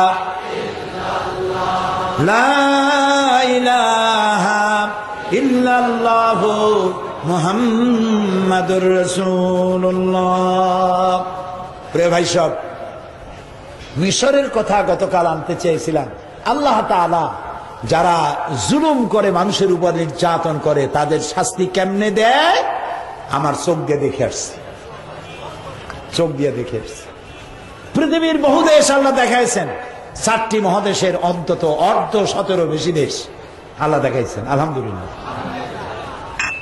মিশর যাওয়া হয়নি। গত বছর মিশর জামিউল আজহার থেকে দাওয়াত এলো, সম্মানজনক দাওয়াত পাইলাম, আলহামদুলিল্লাহ। জামিউল আজহার বিশ্ববিদ্যালয়ের ছাত্র ছাত্রীদের সংখ্যা 2.5 লক্ষ। হাজারো সভ্যতার লালন ভূমি মিশর। যখন প্লেনে গিয়ে নামলাম, এয়ারপোর্টে নামার পর দেখি বিশাল সাইনবোর্ড, লেখা আছে উদখুলুল মিসরা ইনশাআল্লাহু আমিনিন। সূরা ইউসুফ, মিশরে প্রবেশ করো, আল্লাহ চাইলে নিরাপত্তা প্রদান করা হবে, নিরাপত্তায় থাকবা। কোরআনে কারীমের আয়াত। আমার সফর ছিল 5 দিন। আমি ওদেরকে বলে দিলাম যে আমারে শুধু একটু ঘুমাবার সময় দিও রাত্রে, আর যত পারো আবার আসতে পারবো কিনা জানি না, তবে মিশরের উল্লেখযোগ্য জায়গাগুলি সব দেখাইতে হবে। এটা মুসা আলাইহিস সালামের দেশ, ইউসুফ আলাইহিস সালামের দেশ, ইলিয়াস আলাইহিস সালামের দেশ, সালেহ আলাইহিস সালামের দেশ, হারুন আলাইহিস সালামের দেশ, হযরত লোকমানের দেশ, ইব্রাহিম আলাইহিস সালামের শ্বশুর বাড়ি। সুবহানাল্লাহ। আল্লাহ তাআলা দয়া করে নিলেন, আর আমি যে দেখি সব প্রোগ্রাম বানানো। প্রথম দিনেই আমাকে নেওয়া হলো জামেউল আজহারে। সেখানে ঢোকার আগেই এক মাজার পেলাম। এটি হচ্ছে বুখারী শরহ আইনি লিখেছেন যিনি, আল্লামা বদরুদ্দিন আইনি রহমতুল্লাহ আলাইহি। তার কবরের কাছে গিয়ে সালাম পেশ করলাম। এরপরে কবর পেলাম মাজার হযরত ইমাম শাফি রহমতুল্লাহ আলাইহি। তারপরে ইমাম ওয়াকি, হযরত ইমাম শাফির ওস্তাদ ইমাম ওয়াকি রহমতুল্লাহ আলাইহি। তারপরে মাজার পেলাম হযরতে জালালউদ্দিন সৈয়দী রহমতুল্লাহ আলাইহি। জালালাইন শরীফের দুই জালালাইনের এক জালাল। শাইখুল আজহারের সঙ্গে দেখা হলো, আলোচনা হলো। তারপরে হযরত আমর ইবনুল আস রাদিয়াল্লাহু তাআলা আনহু যিনি মিশর দখল করেছিলেন, তার মসজিদ ভিজিট করলাম। সেই সময় তিনি মসজিদ বানিয়েছেন, সেই মসজিদ এখনো আছে, যার ভেতরে নামাজ পড়তে পারে 1 লক্ষ লোক। খতমে কোরআনের রাতে, তারাবির রাত, রমজান মাসে খতমে কোরআনের রাতে বারান্দা টারান্দা রাস্তাঘাট ভর্তি হয়ে প্রায় 5 লক্ষ লোকের সমাবেশ হয়। মোনাজাত করেন শেখ জিবরিল। আমি শুনে তো অবাক, জিবরাইল আলাইহিস সালাম আসে এখানে? কইছে না, শেখ জিবরিল ওনার নাম। এরকম আজিব নাম শুনিনি আমি এর আগে। আমি তার ক্যাসেট চাইলাম, তিনিও তার সাথে মোনাজাতে অংশগ্রহণ করার জন্য এত লোক এখানে হবে। পরের দিন চলে গেলাম বুহায়রা কারুন দেখার জন্য, সূরা কাসাস। মুসা আলাইহিস সালামের কথা যে আল্লাহ কত বলছেন কোরআন শরীফে, সব থেকে বেশি বলেছেন মুসা আলাইহিস সালামের কথা। সুবহানাল্লাহ। মুসা আলাইহিস সালামকে আল্লাহ তাআলা বলছেন, মুসা তুমি ভয় পাও, আমি তো তোমারে আমার জন্য বানাইছি। সুবহানাল্লাহ বলেন। ও মুসা, তোমারে আমি আমার জন্য বানাইছি। সুবহানাল্লাহ। জি। তারপরে বুহায়রা কারুন, কারুনের বাড়ি ঘর যেখানে ছিল, মুসা আলাইহিস সালামের উপর তহমাত দিয়েছিল, যাকাত দিতে রাজি হয় নাই, আল্লাহরে মানতে রাজি হয় নাই, আল্লাহ গজব দিলেন। ওর সম্পদ ছিল কত? কোরআন শরীফ বলছে যে তার সম্পদের যেসব সিন্ধুকে সম্পদ ছিল, ওই সম্পদের চাবি বহন করত শক্তিশালী বহু লোক, অনেক উট এই চাবিগুলি বহন করত। আর সম্পদ ছিল যে এরিয়া নিয়া, সেটা ছিল 54,000 একর জমি। 54,000 একর। এই 54,000 একর জমিন আল্লাহ তাআলা গজব দিলেন, ধসাই দিলেন। সেখানে গিয়ে দাঁড়ালাম, আল্লাহর গজবের নিদর্শন দেখলাম। শুধু পানি আর পানি, সমুদ্রের মতো, সামনে ডানে বামে কিচ্ছু দেখা যায় না, শুধু পানি আর পানি। আল্লাহ আছেন না? আছেন না? সুবহানাল্লাহ। চোখে দেখে আসছি। এরপরে পরের দিন আমার প্রোগ্রাম হলো তুরে সায়না। মুসা আলাইহিস সালামের সাথে আল্লাহ যেখানে কথা বলছে, আল্লাহু আকবার। জীবনের বড় স্বাদ ছিল, আল্লাহ কথা বলছেন যেই জায়গায়, সেই জায়গাটা দেখা। আল্লাহ দয়া করে নিয়ে গেলেন। এটা কায়রো থেকে প্রায় 500 কিলোমিটার দূরে। সকালবেলায় নাস্তা করি, নাস্তা সাথে নিয়ে রওনা করলাম সুয়েজ খালের তলা দিয়া। জোহরের রক্তে পৌঁছে গেছি তুরে সায়না। সাইন দেখা গেল, তুরে সায়না শুরু হয়েছে। আমার মনে পড়ল মুসা আলাইহিস সালাম যখন মাদায়েন থেকে ফিরেছিলেন 10 বছর পর, শুআয়ব আলাইহিস সালামের মেয়েকে বিয়ে করলে। লম্বা ঘটনা, গল্প না, কোরআন গল্প, কোরআন। বউ বাচ্চা নিয়ে এসেছেন, রাতের বেলায় পথ হারায় ফেলেছেন, তুরে সায়নায় এসে পথ হারায় ফেলেছেন। প্রচন্ড ঠান্ডা, যাবেন কই? হঠাৎ দেখলেন দূরে একটা গাছে আগুন জ্বলে। فقال لأهلهم كثوا إني آنست نارا لعلي آتيكم منها بقبس أو أجد على النار هدى। পরিবারকে বলল তোমরা এখানে বসো, ওই যে আগুন দেখা যায়, আমি আগুনের কাছে যাই, ওখান থেকে যদি আগুন পাই তাহলে আগুন নিয়ে আসবো, আগুন সামনে নিয়ে তোমরা শীত নিবারণ করতে পারবা, অথবা এই আগুনের সাহায্যে আমরা কোনো রাস্তা পেয়ে যাবো। মুসা আলাইহিস সালাম বউরে বসায় রাখিয়া, বাচ্চা বসায় রাখিয়া চলে গেলেন যারা আগুন মনে করছিলেন তার কাছে। যেই না কাছাকাছি এসছেন, আগুনের ভেতর থেকে আওয়াজ এলো, ফালাম্মা আতাহা নুদিয়া ইয়া মূসা ইন্নী আনা রাব্বুক। ও মূসা, এটা আগুন টাগুন কিছু না, আমি তোমার আল্লাহ। আল্লাহু আকবার। ফাখলা'না আলাইক, জুতা খোলো, জুতা খোলো। ইন্নাকা বিল ওয়াদিল মুকদ্দাসি তুওয়া, তুমি পবিত্র ওয়াদিতে আসছো। দুই পাহাড়ের মাঝখানে ঢালু জায়গাকে আরবিতে ওয়াদি বলা হয়, বাংলায় উপত্যকা বলা হয়। আমরা জুতো জুতো আগেই খুলে ফেলাইছি, আয়াত মনে পড়ছে। ফাখলা'না আলাইক, জুতা খোলো, পবিত্র ওয়াদিতে আসছো। মুসা আলাইহিস সালাম কাছে চলে গেলেন, আওয়াজ এলো, ইন্নানি আনাল্লাহ, নিশ্চয়ই আমি আল্লাহ, লা ইলাহা ইল্লা আনা, আমি ছাড়া কেউ নাই, ফাবুদনি, আমার দাসত্ব করো, ওয়াকিমিস সালাতা লিযিকরি, আর আমার শরণার্থে নামাজ কায়েম করো। সেই গাছটার কাছে গেলাম, গাছ একটা আছে কিন্তু আমি বিশ্বাস করতে পারলাম না যে ওই গাছটাই। আল্লাহ তাআলা খুব ভালো জানে। ওই গাছের মধ্যে দেখলাম চিঠিপত্র রেখে আসছে মানুষের আল্লাহর কাছে। ওখানে ইহুদিরা যায়, মুসা আলাইহিস সালাম তো ইহুদিদের নবী ছিলেন, খ্রিস্টান যায়, ইহুদি যায়, মুসলমান যায়, পাশাপাশি একটা মসজিদ আর একটা গির্জা একদম গায়ে লাগে।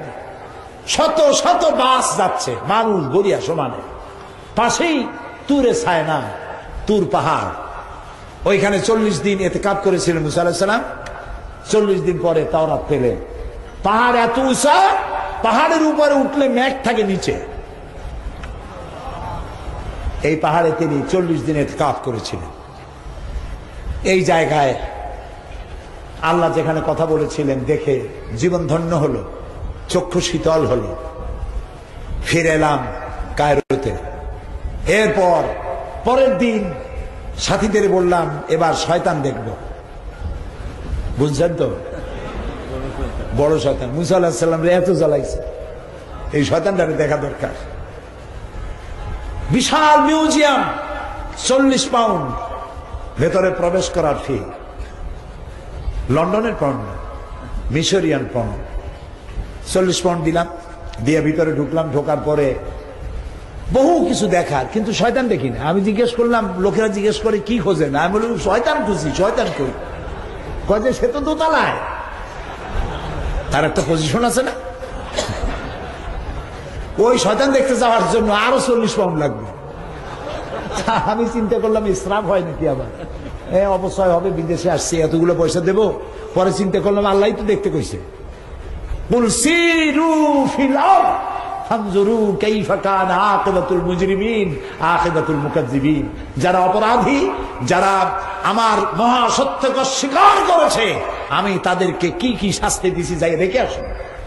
সিরু ফিল আরদ, আমার জমিন ঘোরো দেখো। আমি বললাম দাও পয়সা, আবারও দিল পয়সা। দোতলায় উঠা দেখি শয়তান সিট হয়ে শুয়ে আছে গ্লাসের বক্সের মধ্যে। 3500 বছর আগের লাশ, 3500 বছর আগের লাশ। মাথায় এখনো চুল আছে, পেছনের দিকটা দাঁত আছে 2-1টা, হাতের কয়েকটা নখ আছে, পায়েরও কয়েকটা নখ আছে, চোখ দেখা যায়। চিন্তা করলাম শয়তান তো জীবনে দেখি নাই, শয়তান যদি দেখতাম মনে হয় এইরকমই বোধহয় শয়তান হবে। কত রূঢ়, কত হিংস্র, কত দুর্ধর্ষ, কি মারাত্মক নিষ্ঠুর লোক ছিল। সমস্ত বনি ইসরায়েলের ছেলেগুলিকে সব মেরে ফেলেছে। মুসা আলাইহিস সালামকে হইতে দেবে না, আর আল্লাহ মুসাকে পাঠাবে। কার প্ল্যান কার্যকরী হবে? আল্লাহর প্ল্যান কার্যকরী হলো। মুসার প্ল্যান ভেস্তে গেল, ফেরাউনের প্ল্যান শেষ হয়ে গেল। ফেরাউনের লাশ দেখলাম। এরপরে মুসা আলাইহিস সালামকে যেখান থেকে ফালানো হয়েছিল, তার মা যেখানে ফালাইছিল দরিয়া নীলের, এবং যেখান থেকে উঠাইছিল সেসব জায়গাও চিহ্নিত আছে। এরপরে মুসা আলাইহিস সালাম যেখানে তার উম্মত নিয়ে বসে কথাবার্তা বলতেছিলেন, সেখানে ফেরাউন ঘিরে ফেললো। আর মুসা আলাইহিস সালামের লোকেরা বলল, ইয়া মুসা ইন্না লামুদরাকুন, আমরা পাকড়াও হয়ে গেছি, পালাবার তো পথ নাই। দেখেন আল্লাহর পয়গম্বর, শত্রু কয় দিকে? 3 দিকে। কয় দিকে? আরেকদিকে কি? দরিয়া, বাহা, নদী নয়, সমুদ্র। 3 দিক থেকে আক্রমণ করেছে, পালাবার কোনো রাস্তা নাই। মুসা আলাইহিস সালাম বললেন, কাল্লা রব্বি সায়াহদিন, কখনো নয়, অবশ্যই আমার আল্লাহ আমাকে পথ দেখায় দিবেন। মুসা আলাইহিস সালাম তাকায় দেখলেন দরিয়ার মধ্যে ফাঁক হয়ে গেছে, পানি দরিয়ার নিচ থেকে শুরু করে পর্যন্ত উঁচা দেওয়াল, ওখানে নিচের থেকে শুরু করে পর্যন্ত দেওয়াল, মাঝখানে বিশাল রাস্তা, এপার আর ওপার। সুবহানাল্লাহ কবেন না? গল্প না কোরআন? কোরআন। মুসা আলাইহিস সালাম পাড়ি দিয়ে মাঝখানে গেছে, হাঁটিয়ে হাঁটিয়ে। ফেরাউন তার দলবল নিয়ে নেমে গেছে। যেই না মাঝখানে আসছে, ততক্ষণে মুসা আলাইহিস সালাম উপর চলে গেছে। আল্লাহ তাআলা তখন, তিনি তো কাপ আর নুনের মালিক, বললেন কোন, রাস্তা বন্ধ। শুরু হয়ে গেল তুফান, প্রচন্ড উর্মিমালায় তুফানে ডুবতে ডুবতে সাথী সঙ্গী সব শেষ। ফেরাউন একা বেঁচে আছে, একবার নিচে যায় আর একবার উপরে ওঠে। পানি খেতে খেতে পেট 6টা তরমুজের মতো হয়ে গেছে। ফেরাউন বলছে, ও দেখলো আর তো বাঁচার উপায় নেই। সে বলল, আমানতু আন্নাহু লা ইলাহা ইল্লাল্লাযী আমানাত বিহি বানু ইসরাঈল।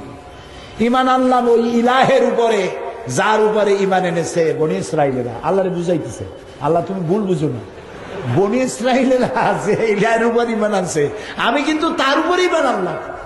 ওয়া আনা মিনাল মুসলিমিন, আর আমি তো একজন মুসলমান, এই তো কলেমা পড়লাম, তারপরেও চুমাও কেন? আল্লাহ তাআলা বলছেন, আল-আন, এখন, ওয়াকাদ আসাইতা ক্বাবলু ওয়া কুনতা মিনাল মুফসিদিন। অথচ তুমি এই দেশে আমার মানুষের উপরে তোমার হুকুম চালু করেছো, মানুষকে নির্যাতন করেছো। ফেরাউন বলছে, আনা মিনাল মুসলিমিন, আমি মুসলমানদের একজন।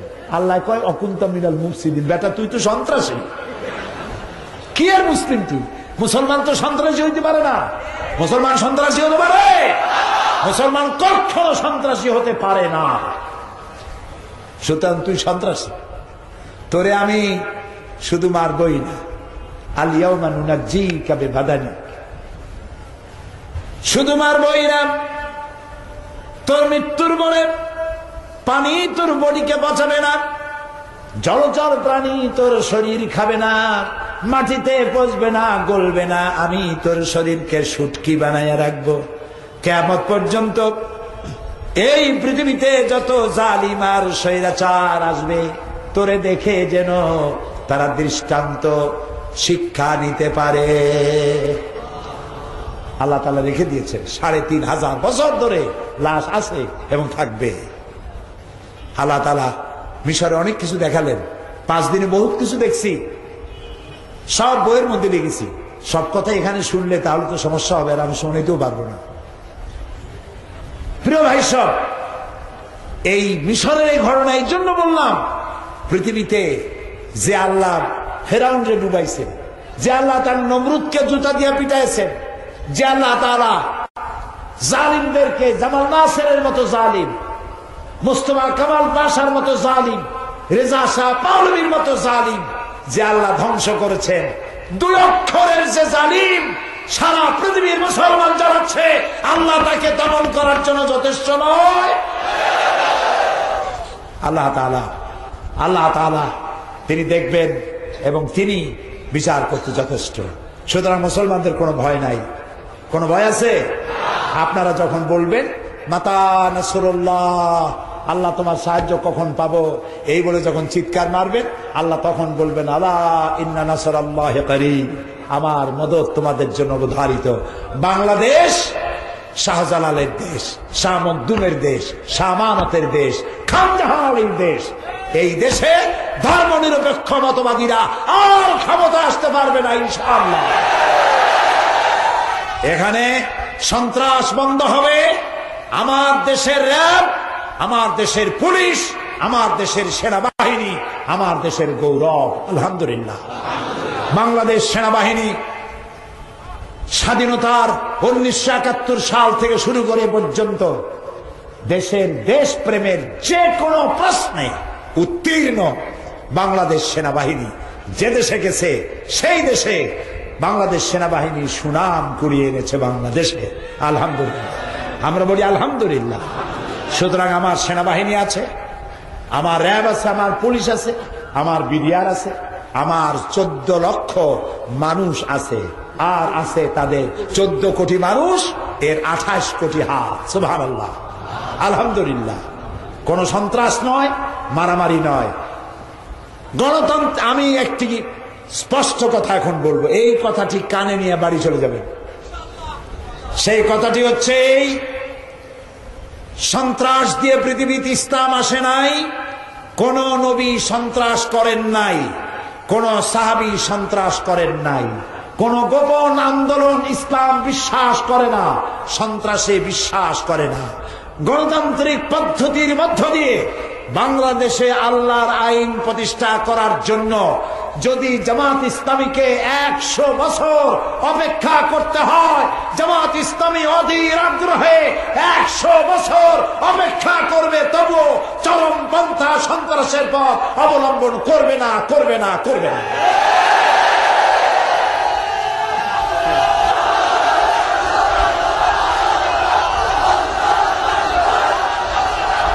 সুতরাং পত্রিকায় জোট ভাঙ্গার জন্য যত আন্দোলন করুক, জোট ভাঙবে না ইনশাআল্লাহ। এসব চেষ্টা হচ্ছে জোট ভাঙ্গার জন্য, জোট ভাঙবে না ইনশাআল্লাহ। ঐক্যবদ্ধ থাকুন। পত্রিকার কোন খবর পড়ে, পত্রিকা কোন ওহী নয়, যা লেখে তা সত্য তা নয়, টিভি চ্যানেলে যা বলে তা সত্য, সবটা সত্য নয়। এই জন্য কোরআন শরীফের সূরা হুজুরাতে আল্লাহ তাআলা বলেছেন, কি বলেছেন? আয়াতটা আমার মুখস্থ নাই। ইজাজা ফাসিকুন বিনাবাইন ফাতাবায়ানু, অর্থাৎ কোন ফাসেক হলো সেই ব্যক্তি যে ব্যক্তি প্রকাশ্যে আল্লাহর সাথে গুনাহ করতে শরম পায় না, ভয় পায় না, এটা হলো ফাসেক। এইরকম কোন ফাসেক যদি কোনো খবর প্রকাশ করে, সেই খবর শোনা মাত্র বিশ্বাস করো না, সূরা হুজুরাতে আল্লাহ নিজে বলেছেন। কারণ এটা বিশ্বাস করলে পরবর্তী পর্যায়ে তোমাকে পস্তাতে হতে পারে, আল্লাহ বলেছে। কাজী সারা দেশে পত্রিকা আসলো, আর সব চেষ্টা করলো, সব দোষ জামাত ইসলামী আর শিবির, সব শেষ। বিষয়টা এত সহজ নয়। ইসলাম প্রতিষ্ঠিত হবে, হিন্দু শান্তি পাবে, খ্রিস্টান শান্তি পাবে, বৌদ্ধ শান্তি পাবে, উন্নয়ন পাবে, সমৃদ্ধি পাবে, সাম্প্রদায়িক সম্প্রীতির এত সুন্দর দেশ পৃথিবীতে আর নয়। আলহামদুলিল্লাহ বলো। ঠিক বলেছি না বাড়াই বলছি? এখানে পূজা রোজা একসাথে হয় নাই? কথা বলেন, পূজা রোজা একসাথে হয় নাই? এই পূজা রোজা যে একসাথে হয়েছে, আপনারা দুর্গা মন্দিরের দুর্গার মাথা ভাঙছেন কয়টা? মন্দির ভাঙছেন কয়টা? কয়টা হিন্দু পিঠায় ভারতে পাঠাইছেন? কাজেই বাংলাদেশে সাম্প্রদায়িক সম্প্রীতি বিনষ্ট হয়েছে বলে যারা বাংলাদেশে আর বাইরে যারা মানুষকে বলে বেড়ান, তারা 100% মিথ্যেবাদী। লানাতুল্লাহি আলাল কাযিবিন। বলেন লানাতুল্লাহি আলাল কাযিবিন, লানাতুল্লাহি আলাল কাযিবিন। আমাদের দেশে সাম্প্রদায়িক সম্প্রীতি সব থেকে ভালো, আলহামদুলিল্লাহ। এখানে আমার এলাকা জানেন তো কোথায়? সিলেটের, তাও মুখস্থ আছে। 80,000 হিন্দু ভোটার আমার এলাকা, আলহামদুলিল্লাহ। এই হিন্দু নেতারা আমার মঞ্চে আসেন আর বক্তৃতার ভেতরে বলেন, মায়ের কোলে সন্তান যেভাবে নিরাপদে আছে, আমরা বিগত 8.5 বছর সেইভাবে নিরাপদে আছি। উন্নয়নের অভাব নাই। কে ভোট দিয়েছে আর দেয় নাই সে চিন্তা করিনি, আমরা তো করিনি। সকলকে আমরা সমানভাবে ইনসাফের সাথে দেখতে চাই। আমাদের দেশের হিন্দুরা ভালো। যখন আমাদের দেশে হিন্দুরা প্রতিবেশী হিন্দু মারা গেলে মুসলমানরা দেখতে যায় না? যায় না? হিন্দুর অসুখ হয়েছে, একটু আপেল নিয়ে কমলা নিয়ে দেখতে যায় না? আবার মুসলমানের অসুখ হলে হিন্দুরা আসে না? ওদের পূজা হলে আমাদের ছেলেমেয়েরা দেখতে যায় না? আবার আমাদের ঈদের দিনে আমাদের প্রতিবেশী হিন্দুরা আমাদের সেমাই, আমাদের পায়াসের শরীক হয়। পৃথিবীতে কোথায় আছে এমন? সুতরাং এই দেশটিকে অকার্যকর, ব্যর্থ, অযোগ্য, অপদার্থ, চোর, হাবিজাবি কথা বলিয়া ক্ষমতা হারাবার উন্মাদনায় পাগল হয়ে গিয়েছে। আল্লাহ তাআলা এই দেশের প্রতি শান্তি দান করুন, গোটা পৃথিবীর মুসলমানদেরকে আল্লাহ শান্তি দান করুন। মোনাজাতের পর আজান হবে, বা জামাত এশার নামাজ পড়ে যাবেন। আর মোনাজাতের আগে একটু সময় চাই। আপনারা আমাকে এতক্ষণ সময় যখন দিছেন, আর 5টা মিনিট সময় কি দেবেন? দেবেন? সিলেটের মানুষেরা আমাকে প্রাণ দিয়ে ভালোবাসে, এটা আমি জানি। আলহামদুলিল্লাহ, আমিও আপনাদেরকে ভালোবাসি। এই ভালোবাসায় কোনো স্বার্থ আছে? আল্লাহরে বলি, আল্লাহ, এই সিলেটবাসীরা নিঃস্বার্থভাবে আমাকে ভালোবাসে, আলেমদের ভালোবাসে। এই ভালোবাসার বিনিময় কিয়ামতের দিনে জান্নাতে বসার তৌফিক আমাদের দিয়ে দিও। এই আঞ্জুমানে খেদমতে কোরআন বিরাট কষ্ট করে, পরিশ্রম করে, প্রতি বছর বহু টাকা ঋণ হয়ে যায়। আপনারা আপনাদের পাশেই বাক্স আছে, এই বাক্সগুলির মধ্যে আপনারা কিছু টাকা ফালাইলেই, তাড়াতাড়ি করে ফালালে, দ্রুত ফালালে, তাহলে আমরা মোনাজাতটা করে দিই। পকেটে হাত দেন আর ওই বাক্সের মধ্যে ফালাই দেন। 5টা মিনিট সময় দাঁড়াবেন না, কেউ মোনাজাত না করে যাবেন না। লন্ডনে যেসব মুসলমান আছে, সৌদি আরবে আছে, কুয়েতে আছে, কাতার আছে, আমেরিকায় আছে, সবার জন্য দোয়া করা হবে। মাত্র 5টা মিনিট সময়, মাত্র 5 মিনিটস। লা ইলাহা ইল্লাল্লাহ, লা ইলাহা ইল্লাল্লাহ, লা ইলাহা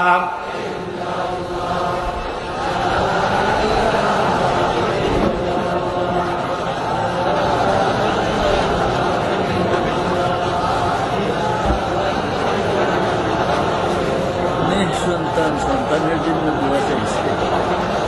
প্রিয় ভাই সব, এক্ষুনি মোনাজাত হবে, এক্ষুনি বসেন।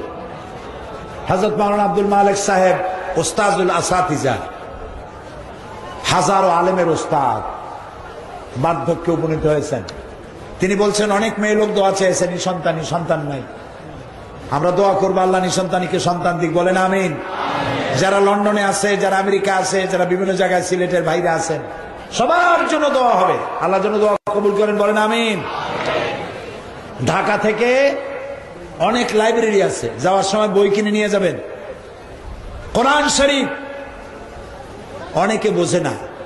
আল কোরআন একাডেমি লন্ডন, আল কোরআন একাডেমি লন্ডন, তারা কোরআন শরীফ সেবেছে সহজ সরল বাংলা অনুবাদ।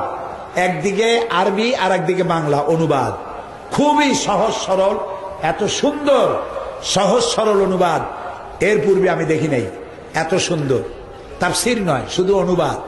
750 পৃষ্ঠা, হাদিয়া মাত্র 120 টাকা। বাংলাদেশের কোন প্রকাশনী দিতে পারবে না, তারা লাভের জন্য এটা করে নাই।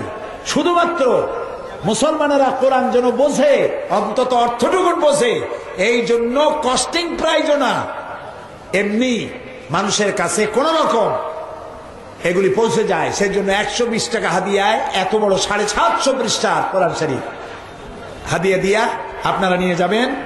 আর সন্ত্রাসের ব্যাপারে যে দায়ী করা হয় আলেম ওলামাদেরকে, ইসলামকে, সন্ত্রাসের সাথে ইসলামের যে কোনো সম্পর্ক নাই, কোনদিন ছিল না, আজও নাই। সে ব্যাপারে সন্ত্রাস ও জঙ্গিবাদ দমনে ইসলাম, এটি আমার লেখা। এই বইটি পাওয়া যাবে মাত্র 20 টাকা। কোরআন হাদিসের দলিল দিয়া ভরা। সন্ত্রাসের উৎপত্তি কোথায়, কারা করেছে, কারা করতেছে, তাদের পরিকল্পনা কি, এগুলি এর মধ্যে লেখা আছে। প্রত্যেকটি শিক্ষিত মুসলমান নরনারী এটা পড়া উচিত। পেছনে পাওয়া যাবে, আপনারা এই বইগুলি পেছন থেকে নিয়ে যাবেন। আরো অনেক বই আছে, আপনারা নিবেন। আল্লাহ তৌফিক দান করুন। আল্লাহুম্মা রব্বানা যালামনা আনফুসানা ওয়া ইন লাম তাগফির লানা ওয়া তারহামনা লানাকুনান্না মিনাল খাসিরিন। আয় আল্লাহ তাআলা,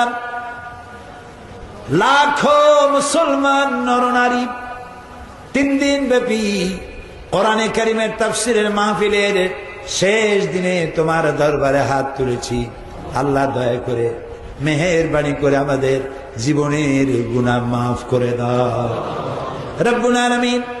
আমাদের মধ্য থেকে আমাদের মা বাপ যাদের দুনিয়া থেকে জন্মের মতো বিদায় হয়ে গেছে, কবরগুলিকে জান্নাতের টুকরায় পরিণত করে দাও। রব্বির হামহুমা কামা রব্বায়ানি সগীরা। সবাই পড়েন, রব্বির হামহুমা কামা রব্বায়ানি সগীরা। আয় আল্লাহ তাআলা, হাজার হাজার মা বোনেরা শরীক হয়েছেন। মা বোনদের গুনাহ খেতা মাফ করে দাও, রোগ ব্যাধি মাফ করে দাও, নিঃসন্তানীকে সন্তান দান করে দাও। আল্লাহ তাআলা বিপদগ্রস্ত মুসলমানদের সাহায্যকারী তুমি হয়ে যাও রব্বুল আলামিন।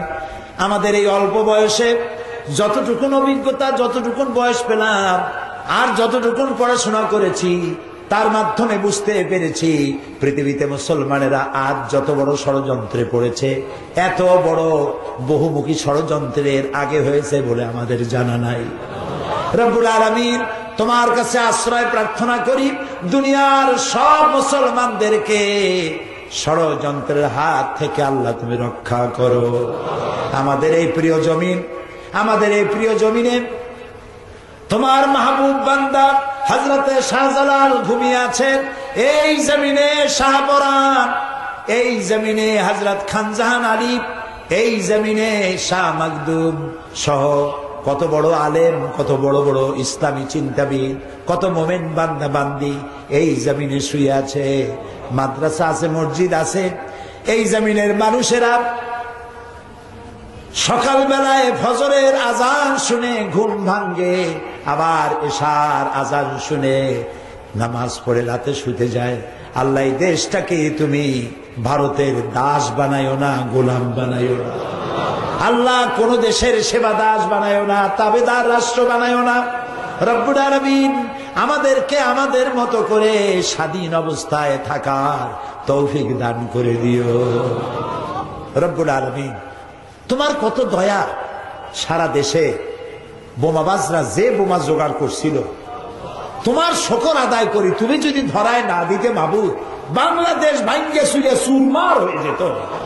আল্লাহ, এই শেখ রহমান আর এই সিদ্দিকুল্লাহরে আল্লাহ জনমের শাস্তি দাও। যতগুলি মানুষ মেরেছে, যত মানুষকে মিসগাইড করেছে, আল্লাহ তোমার কাছে এদের হেদায়েত কামনা করি, শাস্তি কামনা করি। আরো যত দুষ্টরা পালায় আছে সবগুলো ধরায় দেয়। এই কাজে যারা মদত দিয়েছে, যারা বুদ্ধি দিয়েছে, যারা পরামর্শ দিয়েছে, যারা অস্ত্র সাপ্লাই করেছে, আল্লাহ তাআলা তোমার কোরআন সামনে আমরা লাখো জনতা তোমার কাছে বিনীতভাবে ফরিয়াদ করি, সমস্ত ষড়যন্ত্রকারীদেরকে গোটা রাষ্ট্রের জনগণের সামনে এদেরকে উলঙ্গ বানায় দাও। আল্লাহ তাআলা আমাদের দেশটাকে হেফাজত করো।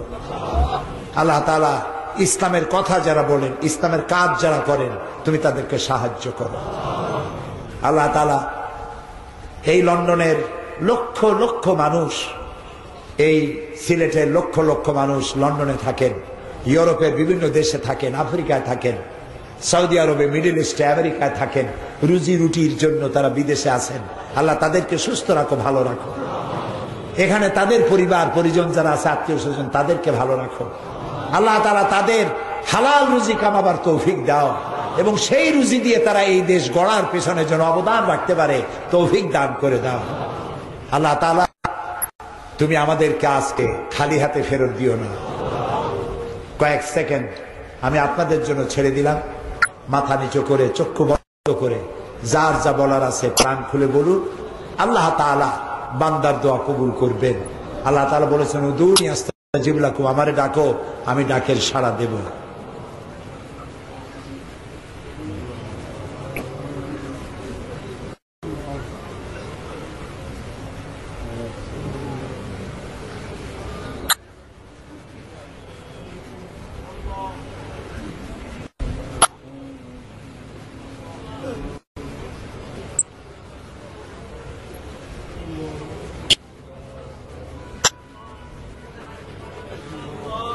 আয় আল্লাহ, তুমি তোমার আরশে আজিম থেকে তাকাও আমাদের দিকে। আমাদের ঈমান, আমাদের আকীদা তুমি দেখতে পাচ্ছ আমরা এখন কোথায় বসা আছি। আমাদের ঈমান, আমাদের আকীদা তুমি শুনতে পাচ্ছ আমরা এখন কি বলছি। আল্লাহুম্মা ইয়া মুনজিলাল কিতাব ওয়া মুজরিয়াস সাহাব সারিআল হিসাব ওয়া হাজিমিল আহজাব আল্লাহুম্মা ইহজিমহুম ওয়া জালজিলহুম ওয়ানসুরনা আলাইহিম। আল্লাহুম্মা আইজ্জিল ইসলাম ওয়াল মুসলিমিন আল্লাহুম্মা হালিকিল কাফারাতা ওয়াল মুবতাদিআতা ওয়াল ইয়াহুদা ওয়াল মুশরিকিন আল্লাহুম্মা শাত্তিত শামলাহুম আল্লাহুম্মা মাযজিক জামাআহুম আল্লাহুম্মা দাম্মির দিয়ারাহুম আল্লাহুম্মা খাররিব বুনিয়ানাহুম। আল্লাহ তাআলা বাতিল ঐক্যবদ্ধ হয়েছে ইসলামের বিরুদ্ধে, সমস্ত বাতিলের ঐক্যের মধ্যে ফাটল ধরিয়ে দাও, তাদের পরস্পরের মধ্যে বিদ্বেষ সৃষ্টি করে দাও, সন্দেহ সৃষ্টি করে দাও, তাদের পায়ের তলার মাটি খসায় দাও, তাদের প্রতি মানুষের কলিজার মধ্যে ঘৃণা জন্মায় দাও। আল্লাহ তাআলা ইসলামের পক্ষে জনগণকে ঐক্যবদ্ধ করে দাও। আল্লাহ তাআলা যারা ভুল বুঝে ইসলামের সাথে বিরোধিতা করে তাদেরকে আল্লাহ তুমি দয়া করে ইসলামের পক্ষে এনে দাও, সকলকে হেদায়েত নসিব করে দাও। আল্লাহ তাআলা আঞ্জুমানে খিদমতে কোরআনকে কবুল করো, যারা সাহায্য করেছেন তাদেরকে কবুল করো, কিয়ামত পর্যন্ত কবুল করো। রব্বানা তাকাব্বাল মিন্না ইন্নাকা আনতাস সামিউল আলিম ওয়া তুব আলাইনা ইন্নাকা আনতাত তাওয়াবুর রহিম। সুবহান রাব্বিকা রাব্বিল ইজ্জাতি আম্মা ইয়াসিফুন ওয়া সালামুন আলাল মুরসালিন আলহামদুলিল্লাহি রাব্বিল আলামিন ওয়াজআল আখিরা কালামিনা ইনদাল মাউত লা ইলাহা ইল্লাল্লাহু মুহাম্মাদুর রাসূলুল্লাহ।